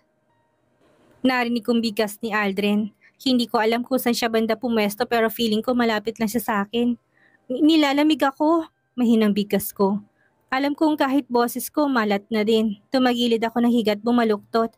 Umaasa na sana maibsan man lang kahit na konting lamig na nararamdaman ng katawan ko. Wala bang extra kumot, Aldrin? Nilalamig ako. Papahinging kumot. Bigkas ko. Kagad ko namang narinig na mahinang yabag palapit sa akin. May suminding malamlam na liwanag kaya kagad ako napapikit kasabay ng paghatching ko. What happened to you? Nagtatakang tanong niya sa akin. Muli ko minulat ang aking mga mata. Kasabay ng paglabas ng luha sa gilid ng aking mga mata. Mula sa malamlam na liwanag, mula sa sinindihan niyang gasera, napansin ko nakakunot ang noo niya. Kasabay ng pagdampi ng palad niya sa noo ko. Shit, Rika, nilalagnat ka. Ang init mo. Bigkas niya. Baka sa boses niya ang matinding pag-aalala habang sinasabi ang katagang yun. Saglit siyang umalis at pagbalik niya ay may dala na pala siyang isang blanket at kinumot sa akin. Umayos ka ng higa. Narinig kong bigkas niya at pilit niya akong pinatihaya. Nagpaubayan na lang ako lalo na't wala na rin akong lakas na mga tuwiran sa kanya. Bakit hindi mo kaagad sinabi sa akin na masama palang pakiramdam mo? Sandali, magluluto lang ako ng kahit noodles lang para malagyan ng laman ng sikmura mo. Kailangan mo makainom ng gamot. Bigkas niya tak mga alis na sana siya pero mabilis ko siyang nahawakan sa laylay ng kanyang t-shirt. Wag mo kong iiwan please. Nakikiusap kong bigkas. Napansin ko na tigilan siya habang nakatitig sa aking mukha. Aldrin's POV. Kung hindi lang sabili nila lolo at lola kanina, wala talaga akong balak na ipasyal itong si Rika dito sa Hacienda Montenegro. Dahil sa pagiging lasinggera nito, nagkaroon patuloy ako ng instant wife at hindi basta-bastang asawa. Napakasungit na asawa. Akala niya siguro nakalimutan ko ng ginawa niyang pagsipa sa akin noong nasa police station kami. Muntik nang mabasag ang kaligayahan ko dahil doon. Kaya nangakaw ko noon sa sarili ko na hindi na talaga ako lalapit pa sa kanya. Ekis na siya sa buhay ko at hindi ko naman nakalain na muling magkukrus ang landas naming dalawa noong kasal ng half-brother kong si Corton. Si Rika ang bridesmaid at aminado akong gandang-ganda ako sa kanya. Para siyang anghel sa paningin ko noong mga sandaling iyon. Ngingiti or sisimangot siya, walang pinagkaiba. Parang nakaglo ang paningin ko at sa kanya lang ako nakatitig palagi. Mula simbahan hanggang sa hotel kung saan gaganapin ang reception party. Yun nga lang, una kong napansin kay Rika ay hindi siya mahilig makihalubilo sa iba. Tanging ang bride na si Lucia lang ang palagi niyang kinakausap. Mukhang magkasundo naman ng dalawa kaya lang tuwing nawawalay siya sa tabi ni Lucia. Wala namang ibang ginawa itong si Rika kundi ang lumaklak ng alak. Gustong-gusto ko na sana siyang lapitan noon para tanungin ko anong problema niya. Kaya lang bigla akong naalalang ginawa niyang pagsipa sa akin eh. Nakatakong pa naman siya nung mga panahon na yon at natatakot akong baka masipa niya ulit ako na siya maging dahilan. Baka mabasag pang bayag ko. Yes, yun nga ang inaalala ko. Sana hinayaan ko na lang siya na lumaklak ng alak. Kaya lang, nung napansin ko na hindi niya nakayang sarili niya, hindi ko na napigilan pa ang sarili ko na lapitan siya para alalayan. Kaya lang sinukahan niya naman ako. Walang choice kundi ang ihatid siya sa kanyang hotel room and the rest of the history. Nagising kaming parehong nasa pintuan na pala ng kwartong mga magulang niya. Siyempre, naintindihan ko naman na bilang magulang hindi talaga nila kayang makita na maagrabyadong anak nila. Naikasal tuloy kami ng dalawa ni Rika sa judge nang wala sa oras. Kaya nga heto, sinunod ko lang naman ang utos nila lolo at lola na ipasyal itong si Rika para daw hindi maboard. Pero inabutan naman kami ng ulan, may sabalat talaga ng babaeng to eh. Sa tuwing kasama ko siya, palagi na lang umuulan. Tinapos ko lang ang paghuhugas sa mga pinggan na ginamit namin kanina sa pagkain bago ako nagpasyang pumasok na sa pinakaloob ng kubo. Gabi na at mukhang walang balak na tumila ang ulan. Wala talaga akong balak na makasama na matagal itong si Rika. Feeling ko kasi puro na lang kamalasan ang nangyayari kapag magkasama kami. Katulad na lang kanina, wala naman sana ako ibang gusto kung hindi ang humigop ng mainit na sabaw ng tinolang manok. Kaya lang bigla niyang hinarangan dahil naawa daw siya sa manok. What the heck? Naawa siya sa manok pero hindi siya naawa sa akin na wala pang matinong kain buong araw. Kapilangan naman ng sikmura ko mula kaninang umaga at gusto ko sanang kumain ng masarap na pagkain. Dahil wala naman kami sa mansyon kaya nagpa siya akong manghuli ng kahit ni isang manok. Sa gitna ng malakas na ulan, lahat ng effort ko nasayang lang dahil hindi naman pumayag tong si Rika na katayin kong manok. Ang ending, sardinas ang ulam namin. Babawi na lang siguro ako ng kain kapag uwi ng mansyon. Dahan-dahan ako naglakad patungo sa pinakakwarto ng kubo para kumuha ng kumot na pwede kong isapin sa papag. Sanay naman ako matulog dito sa kubo dahil nung namatay sila mommy at daddy, ito ang naging tambayan ko. Ang apat na sulok na bahagi ng kubong naging saksi na matindi kong kalungkutan noong mga araw na yon. Pero ngayon okay na, tanggap ko nang wala na sila. Marami pa rin naman ang mga nagmamahal sa akin kaya naman dapat kong ipagpatuloy ang aking buhay. Isa pa, darating ang araw na akong magmamana ng buong Hacienda Montenegro. Nakakapag-usap na kami ni Kuya Horton at naipangako niya na sa akin ang tungkol sa bagay na ito. Kaya nga pag-aaral ko sa ibang bansa ay biglang naudlot dahil bigla ako nagkaroon ng malaking responsibilidad dito sa Hacienda simula noong namatay si Daddy. Pagkapasok ko ng silid wala sa sariling napatitig ako kay Rika. Balut na balut siya ng kumot habang mahimbing na natutulog. Wala sa sariling napatitig ako sa mukha niya at hindi ko napigilan ang mapailing. Grabe, para talaga siyang anghel. Walang bahid ng kagaspangan ng ugali ang itsura niya. Mahirap talagang i-judge ang isang tao sa panglabas na kaanyuan. Hindi ko pa nga napigilan ang mapangiti nang dumapong paningin ko sa mamula-mula niyang labi. Ang labing hindi ko alam kung matitikman ko ulit. Kung hindi niya lang sana ako sinukahan noong nasa kama na kaming dalawa sa loob ng kwarto ng hotel room niya, baka naangkin ko na siya eh. Sa isiping yon, hindi ko napigilan na makaramdam ng pag-iinit ng katawan. Lalaki ako at may mga pangangailangan din ako. Pero kung kay Rika na rin lang, wag na lang, baka sa susunod na masipa niya ako. Pagkabasag na itlog kong abutin ko sa kanya. Marahan akong huminga ng malalim para maibsan ng kahit na konti ang kakaibang damdamin na kaagad na lumukob sa buo kong pagkatao. Kumuha ako ng kumot at dinampot ko isang una na nasa maliit na kawayang cabinet at mabilis na naglakad palabas ng kwarto. Natatakot akong baka hindi ako makapagpigil at makagawa pa ako ng kasalanan. Kaagad ko nilatag ang kumot sa kawayang sahig ng kubo at nahiga na rin. Hindi naman ako nahirapan at nakatulog din naman kaagad ako. Yun nga lang, nasa kasarapan pa ako ng pagtulog na marinig kong mahinang pag-ungol ni Rika. Nung una hindi ko pinansin pero nung sumigaw na siya ng help, mabilis akong napabangon. Bigla akong nakaramdam ng pag-aalala sa isiping baka takot siya sa dilim. Sobrang dilim na kasi ng buong paligid at mukhang ubos ng karga ng solar namin.